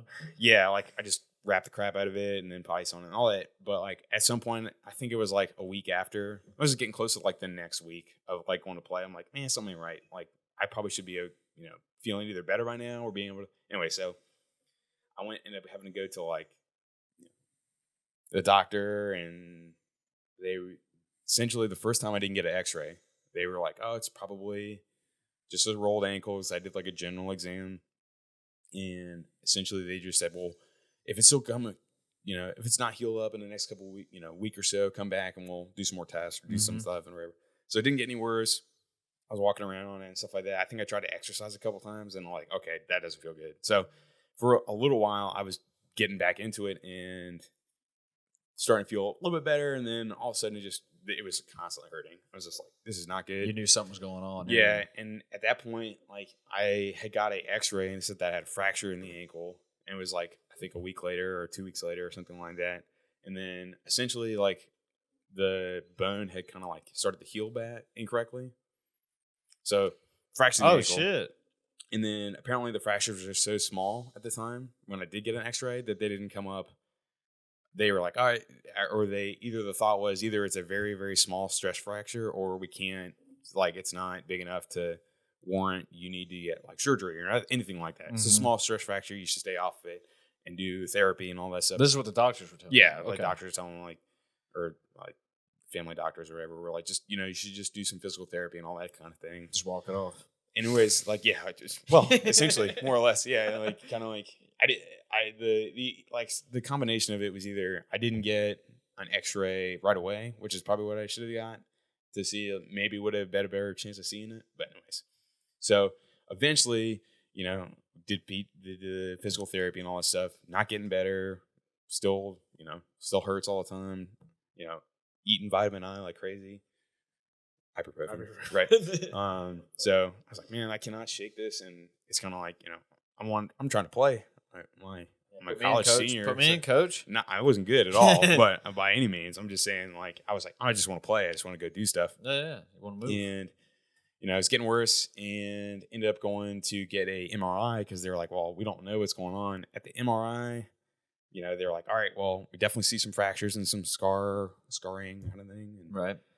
After a while, this is now over a couple of weeks, finally got PT was not working. That's why I ended up like, all right, well, let's go to another doctor, get another MRI and all that stuff. So over the course of like the next like month and a half, 2 months, I saw like 5 different doctors. I got an MRI from each one. They're like, we're thinking that maybe you should just do this, or this next guy would say we should do this, or try something different. And then like, one time I went to the doctor, one guy was like, supposedly worked with like the Redskins or something like that, and was like, yeah, you should just go do therapy. I'm like, well, I did that. There's the reason why I'm coming here. He goes, oh, okay, well, let's do something else then. I'm like, what? Did you just anybody even know what the hell? hell? It was one of those just like, is that his go-to? Like, I don't know. That's just what he it was said just kind of really weird. Yeah. Like not taking you seriously or something? Well, it was almost like, maybe he was like, oh, well, we'll just go do therapy. See what happens. Do physical therapy because that'll work. Or like maybe that was his go-to answer. I don't know. This is just from my memory. This didn't make a lot of sense. So yeah, and so at a certain point, it's getting like progressively worse now. Where like they're like, all right, we're gonna put you in an air cast or a walking cast. You know what I'm talking about? Yeah, ain't they colored instead of like? It's kind of like a neon green one. I think I had one on my arm when I broke it. No, this one. Okay, this one was like a gray and like blue thing. Anyways, sick. It was it kind of looked like a moon boot. It was like round on the bottom. I'm sure you've seen someone maybe walking around. Anyways, so I was walking around in this, and it just feels like it's getting worse and worse and worse.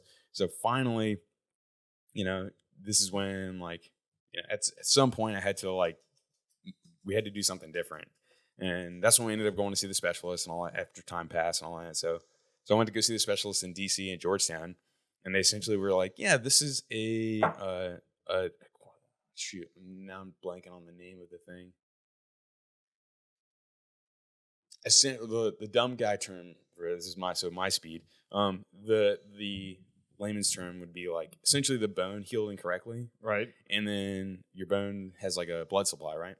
So when you are like growing bone, or if you have an injury or anything like that, like the blood supply is very important because that's how you get all the vitamins, minerals, and all the things that help replace and build. Heals correctly. Essentially, mine was like broken in the fact that the ankle pretty much got no blood supply, or the fracture had then started healing correctly to cut blood supply. And anyways, so essentially the ankle was starting to die, if that makes sense. It wasn't getting everything it needed. Yeah. It's like if you put a rubber band on your finger. Exactly. And there's no blood getting to it. Yeah, pretty much. Okay, so it starts to like just, if you do it long enough, it goes to sleep. Right, and yeah. essentially Just there's no... It's just going to die because there's nothing there to help it survive. Mm-hmm. Yeah, I get you. So more or less it was just... I'm with you, on dying. So I'm like, was this my 20s now? They're like, all right, so you're going to have to get surgery to get this ankle surgery. And the surgery was... I know the surgery was called like a core decompression. And essentially, the way I think of it as, it's kind of like they were supposedly just jumpstarting your car. Like, the battery dies, there's no current or there's no blood flow going to the ankle, so we're just going to maybe kind of how they do the defibrillator. On the heart, or like that. Someone's like on the medical shows and they're like shocking back to life. Essentially, the idea was that we're gonna restart and like we're gonna try to open up the ankle. So they drilled a couple holes in. They took bone out of my hip, and then like stem cell from my hip. They took bone from my knee, and then kind of injected it, like shocking somebody, inject it into the ankle to try to like stimulate some new growth, open up a path for the like blood flow to kind of go through. And they typically do that kind of surgery on older folks that break their hips, so like in their 70s and 80s. Or like, some lady fall down the stair. Yeah, help me, I fell down. So that's how the guy told me. It was like, so we finally saw this guy after like seeing like 8-9 doctors. Anyways, this guy at Georgetown was like, yeah, you'll have the surgery, have it all done. And I only typically do this surgery on women who have fallen and broken their hip who are in their 80s. I mean, not just women, but like, this is the most common person I see. Right. So as a 20-year-old or 19-year-old, 20-year-old, I was like, thanks, doc. Damn, this is crazy. Like, I'm struggling to walk because, my ankle is just getting worse and worse. And lo and behold, to find out that the entire time where I didn't get the surgery soon enough. In other words, like it had gone like really, really farther than it should have. So it started healing incorrectly until you finally decided, like, okay, we got to get this. So at one point, it was kind of like, at this point, I've been walking around in an air cast for months and all this stuff, which is just making it worse and worse and worse. And so, but I didn't know any of this stuff. And like, man, I had so many MRIs. I probably had like 10, 15 MRIs. Good God, bro. Over the course I didn't realize it was this like intense. The start to the thing. Yeah. Like, well, it was like 2.5 years, 3 years total. So anyways, like total time, I guess, from like injury to like being fine. So I'm sorry, I'm kind of rambling, but no, essentially man, it's good stuff. I didn't realize it was this in depth. Yeah, I just thought it was just like, all right, you rolled your ankle, bro. You're fine. Yeah, it was piece of shit. It was like one of those. I kept thinking, like, man, this is still going, or this is. I thought it was. Well, I'd say after 3 years, like, yeah, is that what you said? 2 or 3 years? Yeah, it's like 2.5 years, 3 years. So anyways, I got the surgery and all that, and it was getting better. So I had to spend like a couple months of me just sitting like in a lazy boy chair with my foot up. Because I had like this cast up to like pretty much like the middle of my thigh. Yeah. And like for, the recovery was like, they just like knee surgery. They want to get people up and moving around as soon as they can. So in my case, I just kind of had to let almost like they poured concrete and they're like, all right, we're going to let it set. And then we're going to start you doing stuff. So I did that, got all the surgery done with that. Then had to sit up for a while or lay up for a while with that. And then the goal was to start to do physical therapy. Okay. So at this point, I guess the backstory on this is that while I was doing all this stuff, my pain was getting a lot worse. And like, so you just knew you were not getting. Well, it was just like before I got the surgery, like a lot of the doctors were like, we don't really know. We're gonna do therapy, or we'll try this, or we'll try this kind of thing, but we'll give you something for the pain. So like they'd be like, all right, well here is Vicodin. All right, so here is that. So I spent like a lot of time taking pain medication without really knowing what's going on. It's getting worse. Yeah. And so I became really reliant on the pain medication. So like, to sleep or to like essentially to do anything. I really needed it, and I essentially became like, it was like a drug addict is not a harsh word to say, but I was so reliant on that because I couldn't sleep for like. You were relying on the pills to sleep? Yeah, because I couldn't. The pain was so bad in my ankle that I literally couldn't sleep. It'd be like you had to have it. They thought at one point they were like, "This is like restless leg syndrome." Have you heard of that? Yeah, Like you get up and run around. Yeah, and I've read a couple different articles on it. Some people think it's not real. Like it's in your brain. Yeah. But like, so I tried all kinds of medications for that because they were like, maybe it's just that. Maybe it's like you just did for whatever reason, it's like that, only with your lower leg. So I did medication for that, and then so anyways, it was like I couldn't sleep at all. Like I think I had to wake up every 4 hours and take like another pill. Yeah. And I was just like kind of living like that for so long. Bro. And then after a while, it'd been some tough times for you. Well, and it was like after a while, it was like, all right, so Vicodin doesn't do anything for you, so we're gonna give you Percocet. Wait, it wouldn't do anything for you. So after my tolerance was so high. So your body just said, "Nah, this ain't doing." It'd be like I had to take essentially like the cocktail was like 2 Vicodin and then like 2 ibuprofen, so I could like go like sleep through the night or like go through the day or whatever. Sure. So I had to. At this point, this is all kind of going on. Like I put school on hold because like I had to do. I essentially was sitting in a lazy boy for a long time in the recovery part, so that took like a month or 2 months or so. Then slowly doing the PT and all that stuff, get that going, and then I wasn't doing nothing except eating like a fiend. So I was. What else could you do? Yeah, like if I went to like with some like if we got like Chipotle, I'd be like, please bring me 2 extra on everything twice. So like, like when I was walking around in the boot, we used to do this thing like every Thursday at this local wing place would be like all you can eat wings. Dude, I think about it now. And if I had to sit down and eat those, I would have thought you were trying to torture me. Like how many like wings I was like trying to eat. They'd be like, all right, we're going to have like, I'd be there for like 2 hours eating wings, like pretty much the entire time. So, and so anyways, back to the ankle stuff. And essentially the long and short of it is that I ended up being so reliant on the pain medication. And I think one of the other things I was doing was just eating with that. Just you're supposed to eat with like the medication or wherever you have bad reaction or stomach reaction. So I'd always have big meals every time I had to take. So I was like constantly eating throughout the day because I had to take all these meds out today. So it'd be like, sure. Anyways, so the other side of it was that. So I'm taking all this stuff. I'm taking all the pain medications. Vicodin doesn't work anymore. I had to take Percocet. So I was taking a lot of Percocet. I was taking a lot of So like I could have been a dealer if I had to change a different career. Say like a lot of people start hitting you up too. You make a little extra cash. A different career choice. Thank God I didn't go that direction. But I don't understand how he's making so much money. Yeah, he's in such a good mood all the time now. But so when I got hurt, apparently I had a tumor in that ankle. Like that tumor grew while this whole rehab. It could have been, or they don't necessarily know. They were like, hey, it could have been. You could have had it your entire life. And then the injury moved it because at some point I was doing the PT and then I was still not getting any better. Like they did the surgery. They're like, surgery successful. Everything looks good on the MRIs and all that jazz. But you're still having like a ton of pain. Like couldn't sleep. And, I didn't sleep a lot. So like weight gain and eating a lot. So I was like super heavy. I was not sleeping a lot. Wasn't doing anything. I was just kind of sitting in the, playing Call of Duty and watching Family Guy and movies and stuff because I couldn't go out and run or exercise or whatever. Because I'm walking around in this big air cast or walking around with a cane or a crutch or stuff like that. So like, it's kind of I was kind of also like maybe on the personal side. Like you see a lot of your friends go away to college. Yeah, my Facebook was like killer because like you can see all people are at parties and stuff like that. And you're the guy that's sitting there doing nothing. I'm sitting on my ass eating ice cream, watching Family Guy, man. So, anyways, it was Ben and Jerry, so I guess it was pretty good. But so, anyways, I had to go get a surgery like within the next year to remove the tumor. So it was non-cancerous, but the tumor essentially was pressing on the nerve.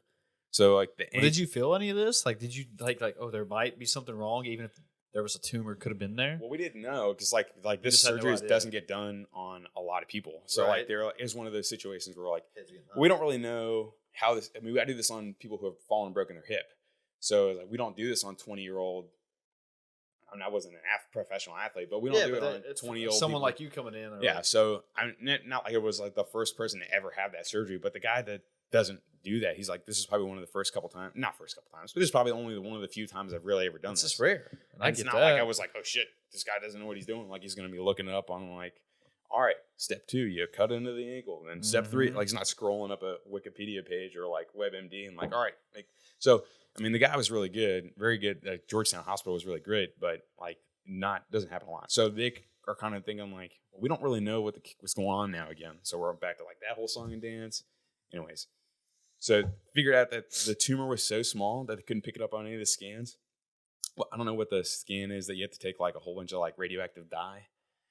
Anyways, I don't know. I can't. Yeah. I thought the MRIs just put the dye in it. Well, the MRI you go into the tube and you come back out. It just takes like the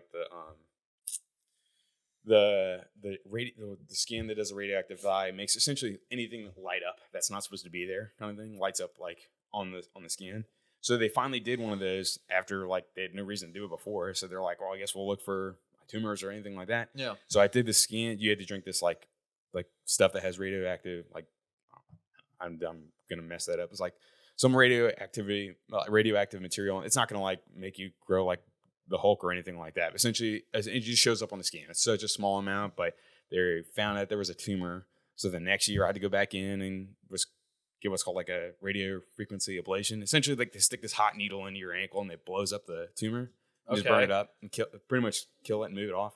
So it just expose or dissolves in your body, I guess. Yeah, that can just burn it up. Yeah, and I have scar tissue and stuff like that, so I think it might still be there. But like essentially, they were pretty much moved it and often like what they thought was pressing on the nerve. Mm-hmm. So that was like within the year. So I like 2 surgeries within the year. Like one surgery was like November, and then the next one was like in October. So like of the next year, so about a year away, I had the other surgery. So, so in that time, like I said, they were giving me Percocet and Vicodin wasn't working. And so about at that point, I needed it. I couldn't sleep if I didn't have it. So when I went to get the second surgery, I had to wear a monitor because they had to give me Oxycontin, and that I was taking like the highest dose they could give the person my size, and I had to wear a monitor so that if I fell asleep and stopped breathing, it would wake me up, so I would keep breathing. So the dose was so heavy, so strong, because they had all the other doctors had just been giving me like, here, just take this, like take 2, call me in the morning. Yeah. So I just took all like this medication for a couple of years, and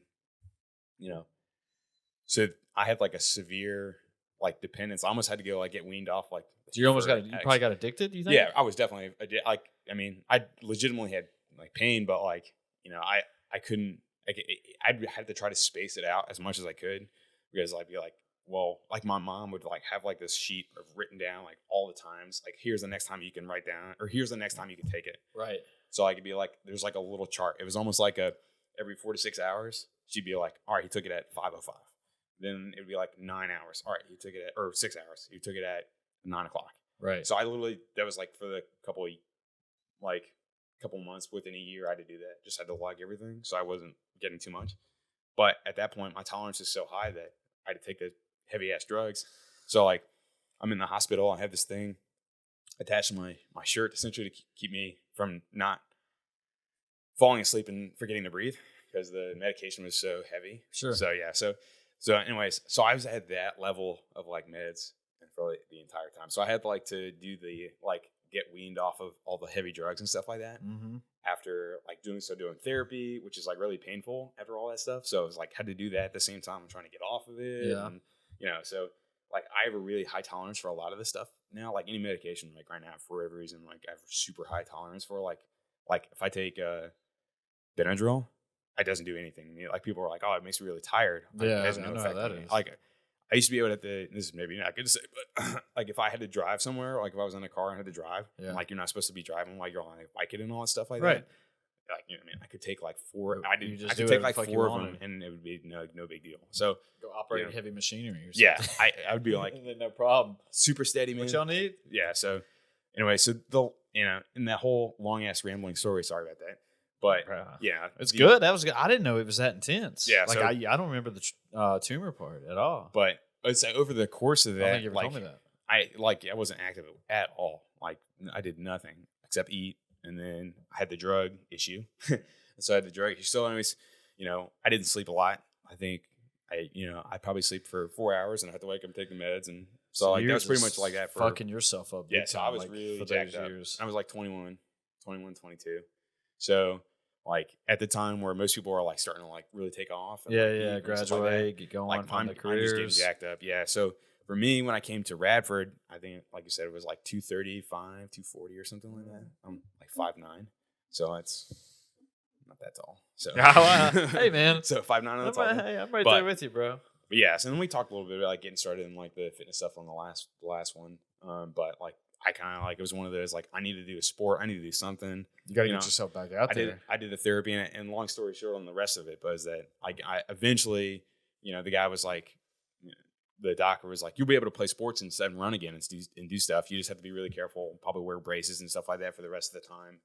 Like you have to wear like a big ankle brace. He gave me like these things, like it looks like hockey skates that you have to like wrap. So I used to play like ultimate. I have like 2 hockey skates. What? They look, how like hockey skates are really big and fat. Sure. So I just had to mash my foot into this cleat with this big ass brace on there, essentially so I wouldn't roll my ankle ever again and like break it again. So it was just like a preventive measure. It's like, hey, you'll probably be okay. Just don't fuck it up again. So I've never rolled that ankle again. I've rolled the other one, my good one, pretty good a couple times since then, but I've never had an issue with that. And when I came to Radford, I was like, I'm going to start playing sports, or I'm going to, like we talked about, I got into ultimate stuff, and that was really fun. It was the casual. I was like, I need to lose, to start shit. Yeah, I'll lose weight and stuff like that. So Eddie going. I think I don't even know if it's on there, but I used to have like, there was like photos of me. We went to Bermuda with my brother, my parents, like as like they did that. Like it was like essentially like a couple, like it was like a Christmas and birthday present for both of us kind of deal. Like we're both of us getting ready to go back into school because I had to take time off. So when he was getting ready to go to school, and then I was getting ready to go to school again, go to Radford. My parents were like, "We'll see something big. Like instead of like a Christmas and birthday present, we'll just do a trip and do it all together and stuff like that before y'all leave." So we did that, and then there was like, I remember looking at photos, and I was like, when I was like 230, 245, I looked like a totally different person. I looked at it like probably within the past couple months. I think we said like 5 months ago or something. I looked at it last time. I looked like a totally different person. But these on your Instagram? Or Facebook or something? Or are they not? I was gonna say I'm gonna go on there and check them out. I think they might. I'll look at early CrossFit days. I'll find those again. And check I think they might be on Facebook. I can't remember. It's like a Bermuda trip or something like that. But yeah, I was like totally different person. So yeah, so that was kind of like how I really started. Like at that point, coming back into trying to get in shape and like you told me we got to kick it a nickel here. So like I had no like self control with like, because I spent 2.5 years eating whatever I wanted and didn't really didn't work out or anything like that. So power and sheer will and just to get back up on that horse, man. I mean, especially after living that type of lifestyle. What'd you say? Like a couple of 2 or 3 years? Like about 2.5 years, 3 years like that. Yeah. So. Then you're like, hey man, I'm ready. I have to turn it around. Because the first surgery was like 2009. Next one was like 2010. Yeah. So it was about over the course of like 2.5 years from like start to finish or so. Yeah. But it's almost like a David Goggins story. Well, it's one of those, like, I kind of used it on a lot of my, like when I'm applying to something, I'll use it as like maybe it's not like a cop out or something shit. like It's that, not a cop out by no means. Well, fuck, I'm getting amped up. Like, fuck, let's roll, man. I want to go throw something around there. I was like, my man, I didn't know it was this deep. Yeah, it was my guy over here. It was a lot, and it's like I think about it every once in a while, like, and then I don't know. I'm not trying to like blow it up or make it more big deal than what it was, but I was thinking about like, I'm so happy where I was now. So like, I'm glad, like, for example, like I could go out at any time right now and run and do any workout or do whatever. And I don't have to wear any braces. I've never had to use them recently. So you don't feel anything or any pain out of this ankle at all? Or? I didn't. I still was like really stiff all the time, and I still had like pain every once in a while. When it's going to rain? Well, yeah. But actually, it is really stiff in the cold. But but like when I was getting back into like playing ultimate and all that stuff, like I would still have pain every once in a while. Like if let's say I got like. I ran like the entire weekend. The next couple of days, it'd feel like I was like, oh shit, my ass is in a sling for the next couple of days. And then it wasn't until I started doing CrossFit that I really started like losing weight and feeling better. And I didn't have any ankle pain. Like it used to be like it was kind of always in the back of my mind. And then like I started eating better and then lifting when the gym opened and stuff like that. And you just treated your body what it needed. Yeah, I started losing weight, and then like it would be one of those like don't even think about it. Like I honestly don't even think about it anymore. I forget like every once in a while. Like it's like, you know, when like it's really cold, like man, it's really stiff, and then I like in my mind I'm thinking about, oh yeah, well I haven't really felt like that in like 7 months, 8 months. I haven't really noticed it. It's like normal now. Yeah. Before, before. You feel 100%. Yeah, like so this never happened or it's not something. like it never happened. Yeah. So like, you know, for me, starting like when I came back to a long road, like I didn't really like get into like eating better until like the past like couple of years, because it was something like I'm exercising really hard back to how I used to do it. But then kind of when we started figuring out to improve our performance. Yeah, that's also yeah. To this and I'd be game. like, hey, if I can eat whatever I want, I'm gonna lift heavy. I'm gonna try to go out and bang heavy weights, what I thought was heavy, and then I'd try to do all that stuff, and then I'd be like, I was getting back into college, so the stuff that I missed, like getting into it. So like I was already 21 before I came to Radford, so like I could go to the bar and stuff like that and all that. Yeah, so you were just kind of in prime time, but yeah, so I was like, I'm still eating like and going out and having a good time on the weekends and stuff like that. But like, you know, I didn't put a lot of it into like I need to really eat better to feel better and do better in athletic performance or, you know, in the gym and all that stuff until like the past couple of years.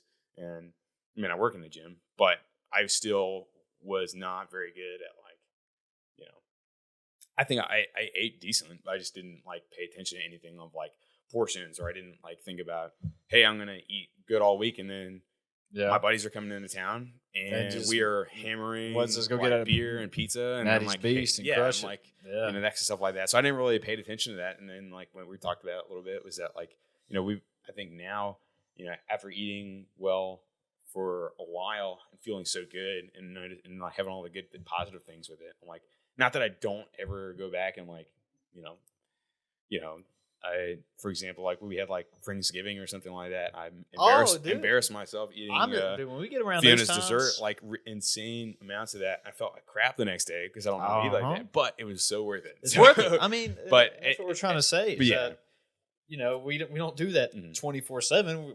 We splurge once. Like last night, I ordered pizza when I got home. Yeah, I mean, like, we ordered pizza the other night. So like this is the middle of the week. So. Yeah.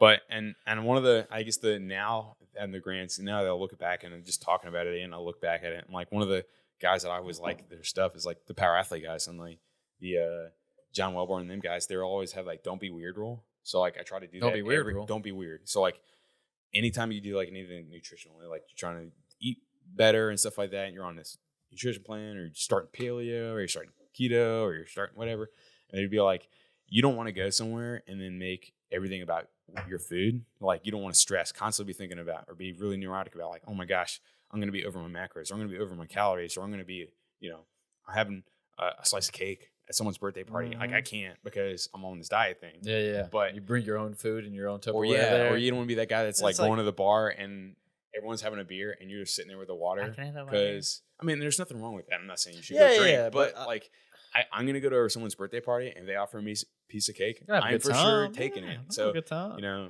but if you apply it into a lot of things, I feel like if you stress about that, like if you're constantly stressing about the food, you almost don't want to, it's almost makes it really hard for you to succeed, because now I'm thinking about anytime I fall off the wagon, oh my God, it's going to be so bad. That's part of the reason I didn't want to weigh myself, because like, oh shit, I gained like 2 pounds. Yeah.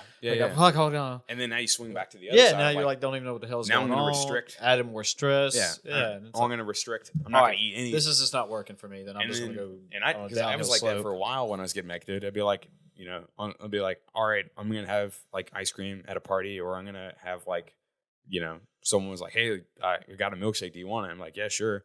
F it, I'm going to have another one, and I'm going to go order a pizza now. And then I have like this whole weekend, like I ate great the entire week. And there's like tons of memes like ate great all week. And then on the weekend you crush it. I've seen those. It's called balance, right? Yeah, you get like pizza, beer. And like, yeah, so I mean, for, you know, I'm not trying to be on like a pedestal on my high horse, but I was like, for me, it was like I started feeling better about it and doing better when I didn't sweat the small stuff. Yeah. And I started to make it like, all right, I know I'm doing well on everything else. And then when I come back to, I'm going to have pizza or and it's no pizza big deal and beer one weekend, I know I'm not going to eat like that every Yeah, you're not day, doing it every other or day. it's not- Breakfast, lunch, and dinner. We do Mexican every Wednesday. Sure. Like Mexican food every Wednesday. So, Chips but and that's salsa. But yeah, I mean, over the scope of the entire week, if I eat great all week and I have I crush an entire 2 bowls of chips and all that. Okay, maybe it's not the best idea, but it's very not rare. going to kill that you. It happens all the time. Yeah, it's not, you're so dedicated and dedicated. What's the other word am I looking for? So not balanced, but you're consistent. There you go. Damn, for those don't who know how to talk. Yeah, but that all right, tonight's fine. Tomorrow I'm back on my grind. Yeah, no big deal. It's and it's no biggie, man. Yeah, and I don't know. The don't be weird rule I try to apply to on a lot of the other things, like if you're gonna stress about it, is it worth doing?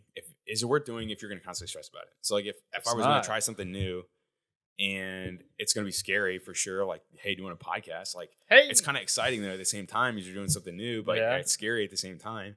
But if you're doing the podcast and you're thinking like, oh my gosh, every time you do an episode, is someone gonna like it, or is it gonna turn out the way? You're gonna just drive yourself nuts. That whole stuff comes in back in your head, overthinking it, and that goes back to that imposter syndrome. Like, oh man, I'm not doing this well. I'm not doing it right, or you could be doing it really well, and then people, it'd be like, I feel like we have a good conversation no matter what, even if nobody's listening, or if a ton of people listening. Well, and this is sparked my thought. Like, I didn't do this, trying to make tons of money from podcasting, which, I mean, obviously if you're Joe Rogan, you can.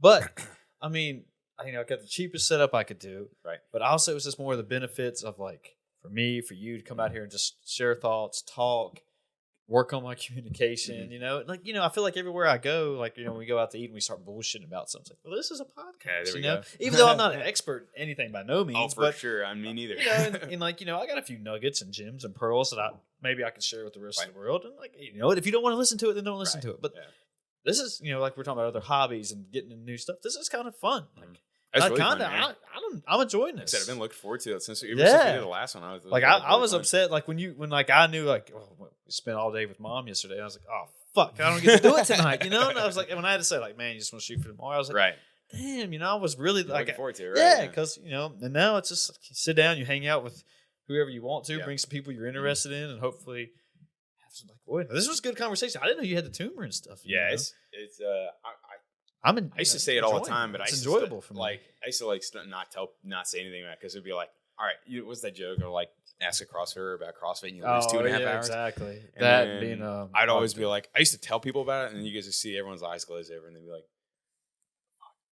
what's this guy talking? Anyways, yeah. So it's been a long time since I've actually gone through the whole thing, and I think about it. So yeah, it's what I mean. Like, it's kind of cool. I mean, it's not. Well, it's interesting. It's interesting. And not to get like I got interested in it. Super corny or hokey or anything like that. But hokey. Sorry, roll tide. Commonwealth Cup, baby. What is it? Corny or whatever. But like as one of those like the mysterious ways kind of deal. Like I had never gotten hurt. I would have never came to Radford. I would have never met. And it's kind of like one of those like the butterfly effect, right? Butterfly flaps his wings twice in like Japan or something like that. And T-Rex comes back to life or something. And like we got the turtle flu again now. So anyways, that was from last week. But like I would have never met anybody. I mean, down here. You would have never went down this fitness road. I would have never done that. I would have never met Sarah, who is my wife. Mm-hmm. So I would have never met her. Sarah Bay, shout out. If I never came to Radford. So it was like when I think about it, it's kind of like I am actually happy that happened because I could be doing whatever. I mean, I could be happy somewhere else, but I'm way for sure happier here doing this now. Yeah. And happier as in like, I could have gone and finished school out at Alabama or done whatever I wanted to do down there or like finished all that stuff but like I think I'm way happier than I guess it's impossible. I guess impossible for you to know, but I guess like the thing I would have never met you. I would have never met like anybody at the gym. All those great experiences and like personalities and relationships that I have with all those folks, and then I would have never met Sarah, things like that. So I don't know, the mysterious ways kind of deal. So you ever came tragedy? Is that the right? I don't know if a tragedy is the right word, but you hear all these success stories like The Rock. He moved to I forgot where he moved, but he only had $7 in his pocket. Right. And Right. that's when he started $7 Productions. And I look at him like one of the best actors, one of the most richest people in the world. And it's one of those people that are super driven. Yeah. Yeah, one of those inspirational stories. You're like, fuck yeah. And it's supposed to, like when I was talking about earlier, it's like, oh, I'm getting excited again, man. Like, let's go pick up something heavy, Yeah, it's crazy that like I don't, like you said, go back to think about it. Like, I'm not trying to talk about myself all the time, but like, yeah, every once in a while I'll think about it. Like when we have like a really shitty day or something like that, you're like, think about like, I'm get to do this stuff though, Like we get to go work out. Yeah, like I get to do that, or hey, I get to go to work and I get to go do all this stuff. Whereas a lot of folks, like the $7 in your pocket kind of deal, like at least you get 7, right? Yeah, it could have been worse. You could have 5, right? 5, right? So just think about stuff like that and people like that. They're like, that's why like I think so many people respond well to them is like they have, especially like the rags to riches story are pretty insane because like not that that means that you've made it if you're like super wealthy, but I mean he's super successful starting from like nothing and then becoming successful. It's more impressive that he's become successful rather than like he's got obviously The Rock is insane because he's in movies and he's in all this stuff. He's in everything. Tequila. That whole like process of him getting started and going through all that crazy stuff. And like, I think a lot of people like that kind of thing because it's like, well, shoot, like that could happen to me, or not that I'm going to go out and spend all my money, so I start with $7 in my pocket, but all those things a lot of people like, and that's like a feel good story, Oh, it is. So it's definitely like inspiring, but it's super inspiring. I mean, it's one of these things. We've talked about it in the past. Like competitions and stuff. You might not be able to get to where you are.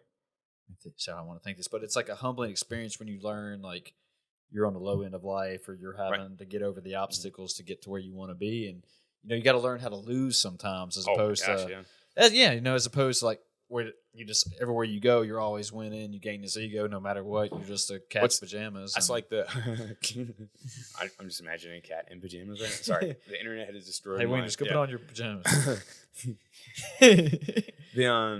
That I don't even know who said it, but I'm going to steal it. And to struggle is that's to what succeed. we do on here, right? To struggle is to succeed. To struggle is to succeed. Like if you're not doing something that is going to be difficult, or like it's like if it's not hard, it's not worth doing. Kind of mentality, right? Yeah. To struggle is to succeed. It's like all the people that.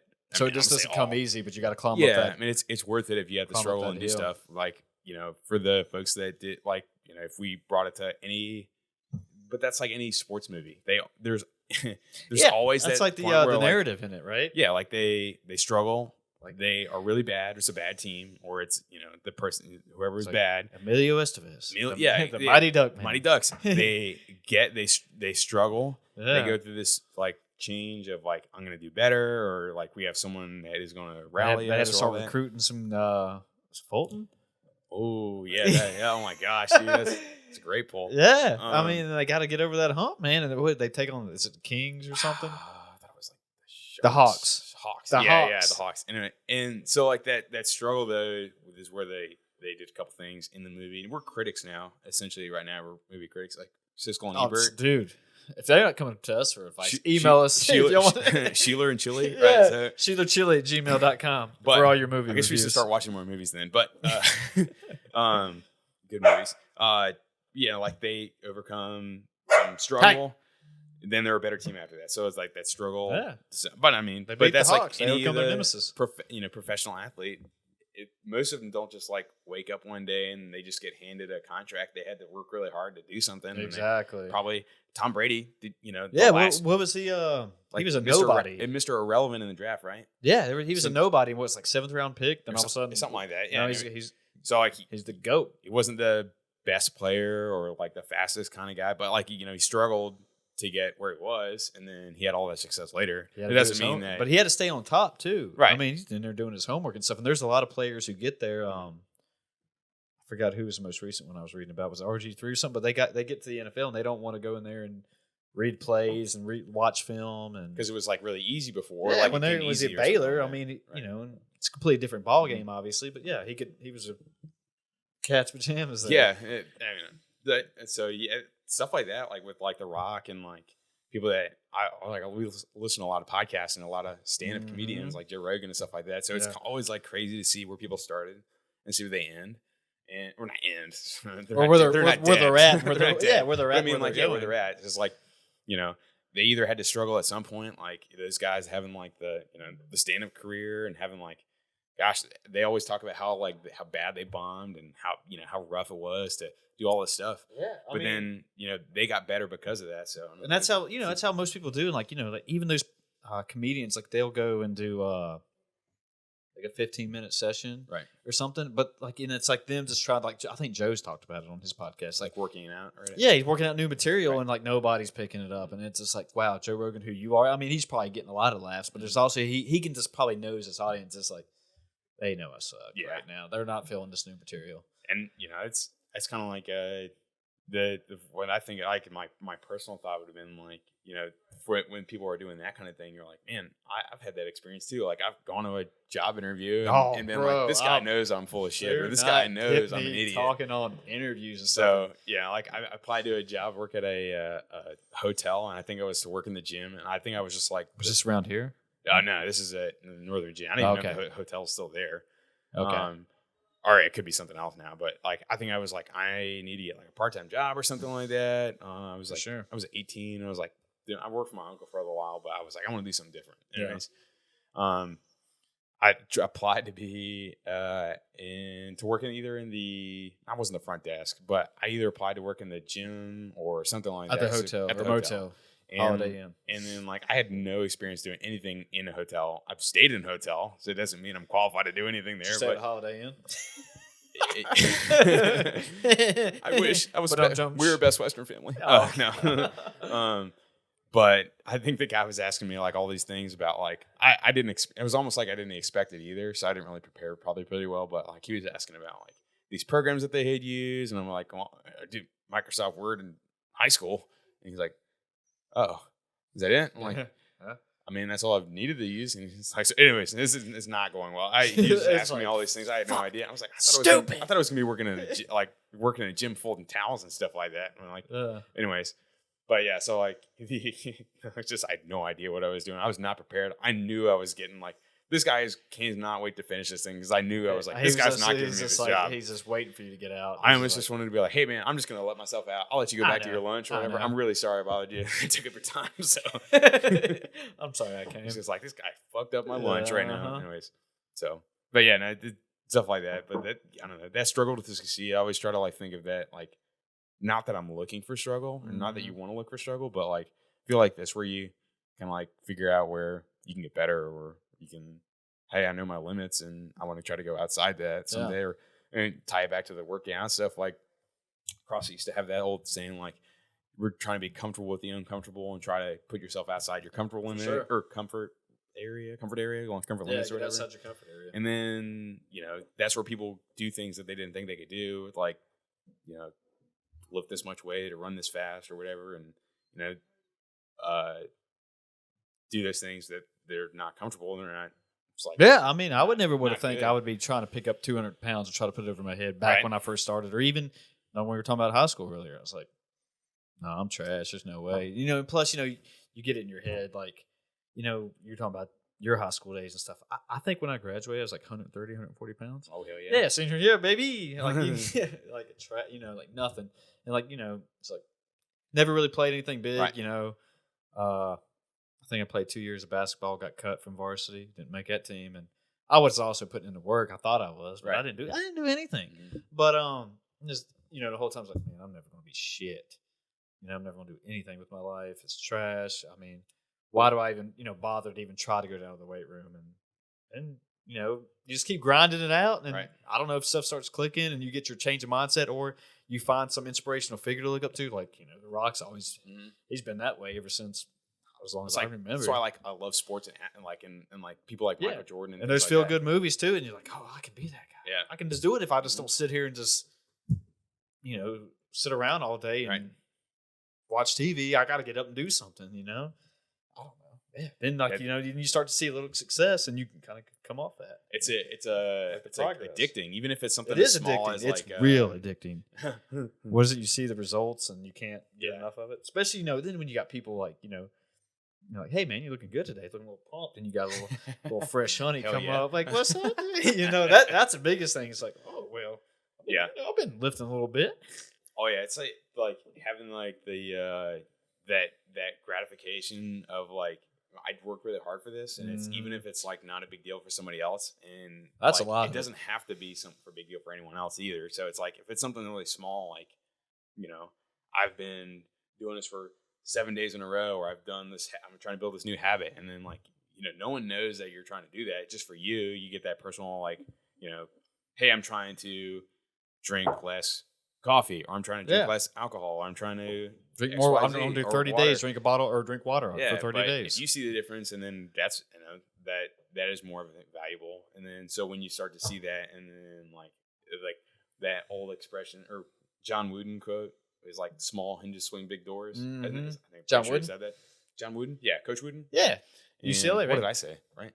Did I say something? I was just making sure I heard it right. So like, right? All those John like, Wooden. you're right. It's like all those small little things can make the big things happen. That's one of his quotes. So like, having those small little things do right, like just coming into the gym and then grinding out. Didn't think you were going to be, able to do all this stuff, and then now that you're able to, it's like, I don't know.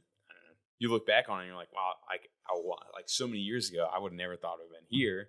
And I agree. Like 1 month ago, I didn't even think I was going to do that kind of thing. So I don't know. You're always kind of like learning about yourself. Maybe that's how you feel too. No, it's exactly. You like part of these podcasts, like you're like, oh, that's what they're doing, right? Why can't I do something like that? Okay, that makes more sense. And then you read like in a book something, get a mental workout too. Like mental sweat. Yeah, but I sweat a lot when I read too. It's just like like these guys had to do the same path. They were doing something too. They weren't always. Right.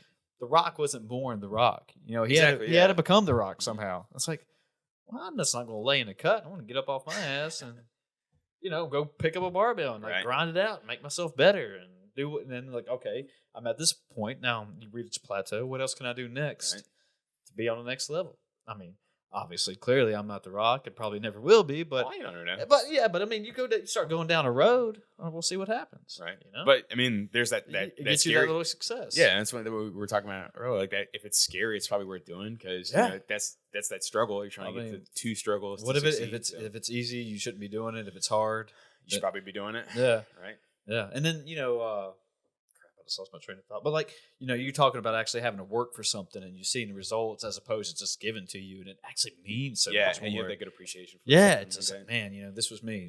I did this. And opposed to just like, there you go, man. Yeah, and you're not going to fuck that. I'll get that whenever I want it. Or like, it's going to have that. So yeah, I totally agree. Yeah, I mean, you gain a lot more respect when you see like, like me and you were down there, like we were talking about earlier, 6 days a week down there trying to get it in. We're following the program. Mm-hmm. We're trying to do everything right on the outside of the box. And it's just like, we're just not down there just fucking off and, like for 30 minutes. Let me go talk to somebody. Yeah. Take a few gym selfies, try to throw it in this girl's DM, and then, all right, we're done. Well, I mean, obviously you're not, but. She still has DMs. Like, I saw. But, no, we're actually down there trying to put in some work. Yeah. Yeah. And, we're hoping to see the results. And we've been saying this whole podcast, you get the results, you're like, And that's what Big Papa wants. Yeah. And I think that's why I really have liked coaching and seeing people that want the same thing. Maybe not like everyone's different. Maybe it has their own goals, right? But like, we have a lot of folks that have been there since the beginning, like that, like before, essentially like since the beginning, like are still members and are still getting better. And then it's like I always think about the same thing too. Like I sometimes look back and like over the year, where did did I get better at this, or do I feel better? Or like, hey, I lost weight, or what did I do better? And then hopefully I can provide, like as a coach, like the opportunity for someone to have the same feeling, because I have such a good feeling for me to like, wow, like 7 years ago I was here and now I'm here, and I know I'm, in the grand scheme of things, it's not that long, 7 years, right? It seems like it's long as shit. Well, I mean, 7 years. A lot of people don't even stay in anything for a couple of years, but 7 years you're putting in. But that's a career. Yeah, and that's but I guess we go in. Oh, I just lost my train of thought too. I know what you're saying, but like, so with people doing the same thing, I hope they have the same thing that I have. Like, that's why I hope they give someone else an experience of like the opportunity from being like, on a coaching perspective. Yeah, and you can like, give them that because there's other people looking for that way. I mean, and then because if I can help someone do that and then improves their life, and that means it's kind of like the 6 degrees of Kevin Bacon. Isn't that what that thing is? Like the 6 degrees of Kevin Isn't Bacon. that the thing? Like where like The somehow, Footloose guy. Yeah. Somehow we're all related to Kevin Bacon, or someone knows Kevin Bacon or something. Maybe it's not related. Sorry, it's not related. But I don't know. I've never heard like that this before. guy knows this guy. But I kind of this guy who knows this guy who knows Kevin Bacon. Okay. Or something Okay. like that. You had a friend of a friend. Like I was trying like to make it as like if someone to help someone get to that next level, or to help someone get to the place where their day is either going to be better, or they're going to be better off in a month just by coming by coming in and like, and they know when they got something to go work for, and then like, because like I said, with my personal experience, I had such a life-changing, like from where I was to where I am now. Like, gosh, I don't want anyone to have to blow out their ankle, but I would like to give them the feeling of like, wow, I can go from here to here and feel way better about myself, or I can feel like I can do all these things I could never do, or I can go, be this kind of person. But I just, showed up at the gym, and that's that small little thing to make the big thing happen. If I can be part of that small thing, like, I don't know if that makes sense. I kind of rambled. No. It makes perfect sense because, what I'm getting at, obviously you're a head coach of CrossFit Radford. I mean, we get new members and stuff, and like, they come in and they don't know anything about you, but you're just a coach. I think, and then they kind of knew like the backstory of what you've overcome and what you've had to do, and it's just like, hey, I'm, just not a coming in here to whatever. I mean, if I want to see, like they see you lifting or whatever, and it's like, oh, he's just genetics, or he's on the trend train or something stupid, which obviously it's not. But and I think some people think that way, that Michael Jordan, oh, he was just good. Well, no, he worked for it. Yeah, and don't so see the rough parts. But they don't know what's behind the curtains. Don't look at the man behind the curtains. But yeah, and then like it's okay. Then they get to start to know you. Okay, James Chilton did this. I can do it. Right. Like, hey, let me start. Like we've been saying this whole time, however long we've been talking. Put in the work. Do what you got to do. I mean, it's not easy. I want the simple shortcuts. Right. I mean, I would love just to. What the Matrix, where Neo sits in a chair and just, I know Kung Fu now. Oh my gosh, dude, and his eyes blink a little bit. Yeah, and it's the same. I want to fly helicopter. Yeah, and then like Morpheus. Show me. And they just start flying Kung Fu. I would love it to be just like that, but it's not. You know, and like musicians who, who's a famous electric guitarist, like Jimi Hendrix. He just didn't come out the womb playing guitar. He figured it out. I can't even think of a great modern guitarist. John Mayer. Man, songbird of our generation, baby. Who doesn't? He's pretty dreamy too. Oh man, he still got it. But yeah, I mean, didn't he? But he went to school to like Beckley. No, Berkeley. Berkeley. Berkeley. Yeah, there you go. One of them higher education. Beckley, West Virginia, I think is a place. Yeah, he's over there on the other side of the mountain playing. Everyone comes. If you want to be great at something, fucking do the work, bro. Do the fucking work. It's not sexy though. But it's not sexy. It's not fun. It sucks. There's good days. There's bad days. But sure. I mean, eventually you get to where I feel like we're not on. I mean, I'm not like we're on a pedestal. By no means. Hell, we're sitting in a fucking bedroom with two wiener dogs barking their heads off. I guess what I mean is podcasting. I know. I feel like the day. You always feel like that too. Or maybe you feel like that too. Well, I feel like, holy crap, I do not want to do this today, or do not want to do. But it's not even just working out. You're just like, gosh, I do not want to call the person about my insurance today. Exactly. Dude, there's tons of stuff. I do not want to sit. Anyway, so. Yeah, at work, you're like, I don't want to fucking do that. Right. I don't want to fucking do it. I don't want to go down and work out today. I don't want to go get groceries. I don't want to go get gas. I'll get gas in the morning. One of the worst mistakes in the world. I'll do it in the morning. Yeah, it's the worst thing ever. Not doing it. But no, I mean, you never want to do it. But you got to fucking do it. Yeah. You got to fucking do it. Yeah. Little things make big things happen, right? Little things make Coach Wooden. I used to do that cheesy thing. I saw my roommate Pat do it. Pat Trout. Oh, shout out Pat, baby. He used to write quotes on his mirror, so like he would see it every day, or like write like in his mirror. On his mirror. So like he'd have like this, like his when we lived together in college. He write on lipstick. I think he used the Expo marker, but I don't want to. Yeah, sorry, Pat. I was just joking. Could have used lipstick, and I'm not.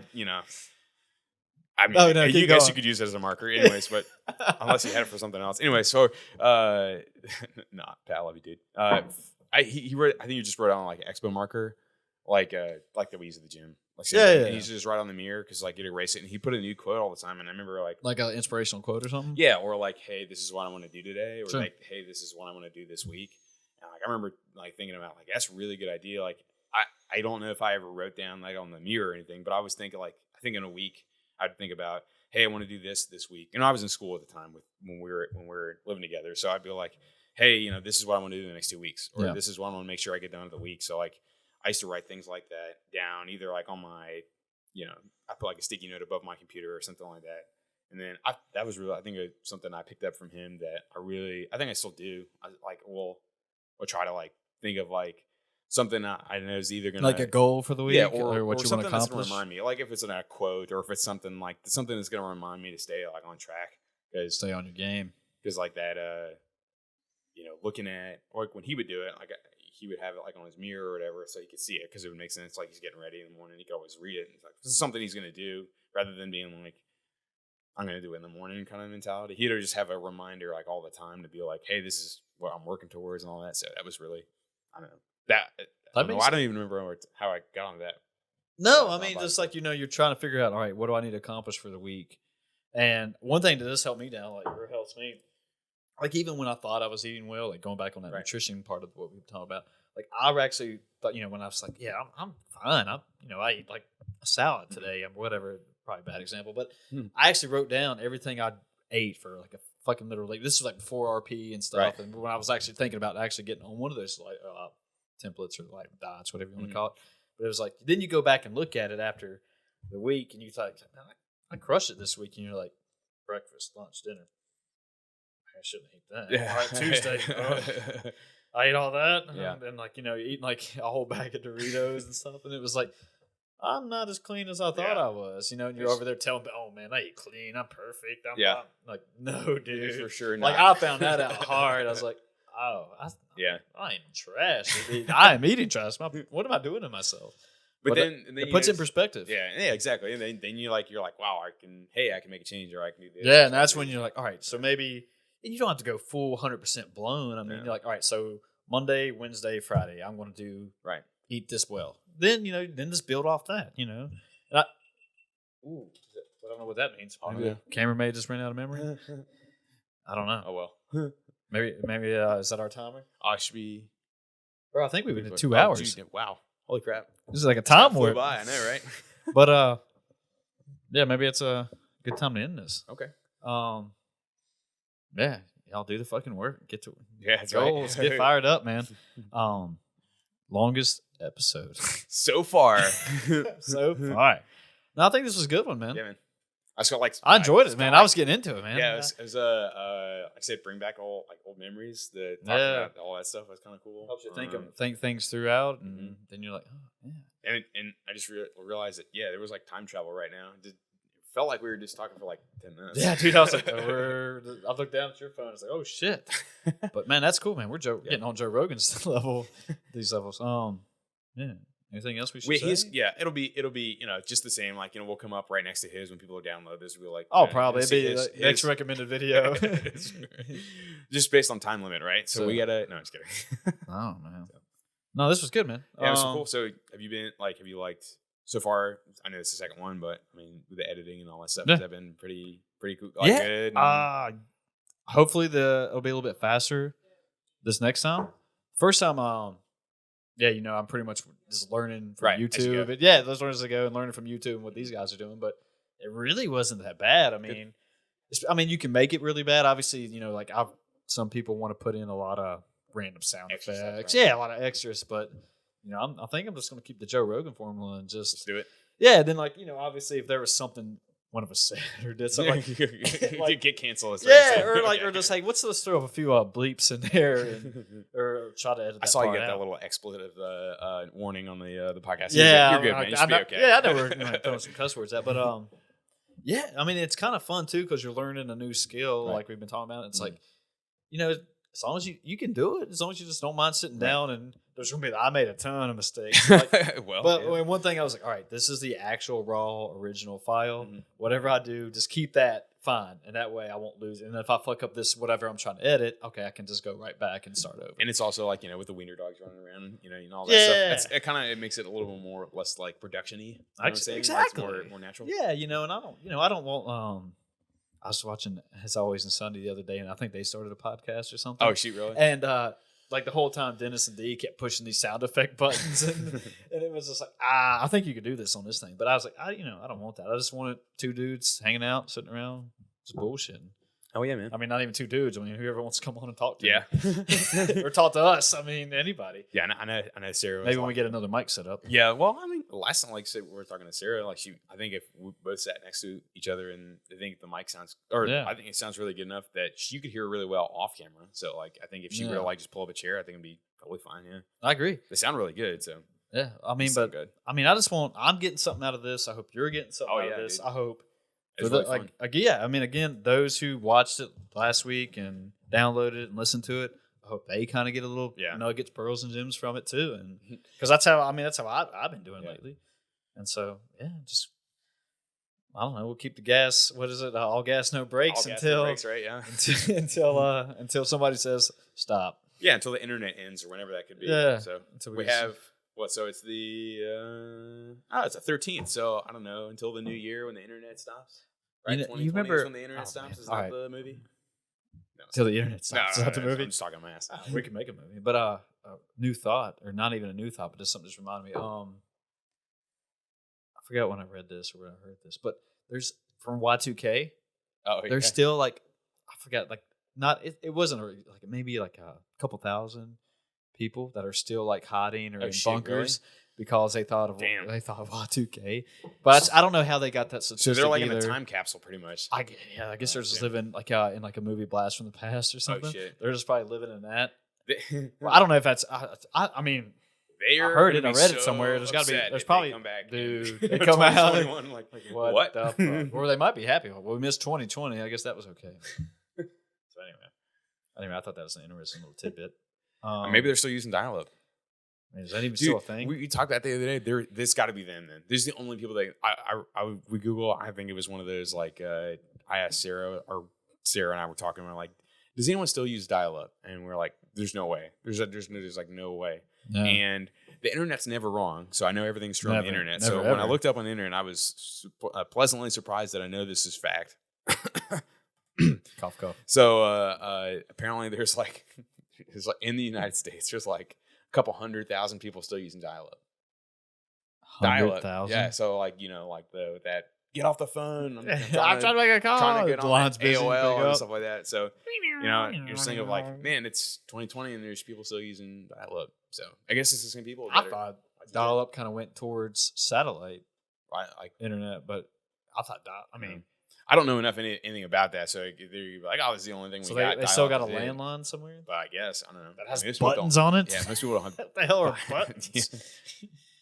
But yeah, anyway, so I don't know. What the hell's diversity? It's an old wooden ship. I don't think that's I could be wrong. I could be wrong. That's not it. That's not it. But all right.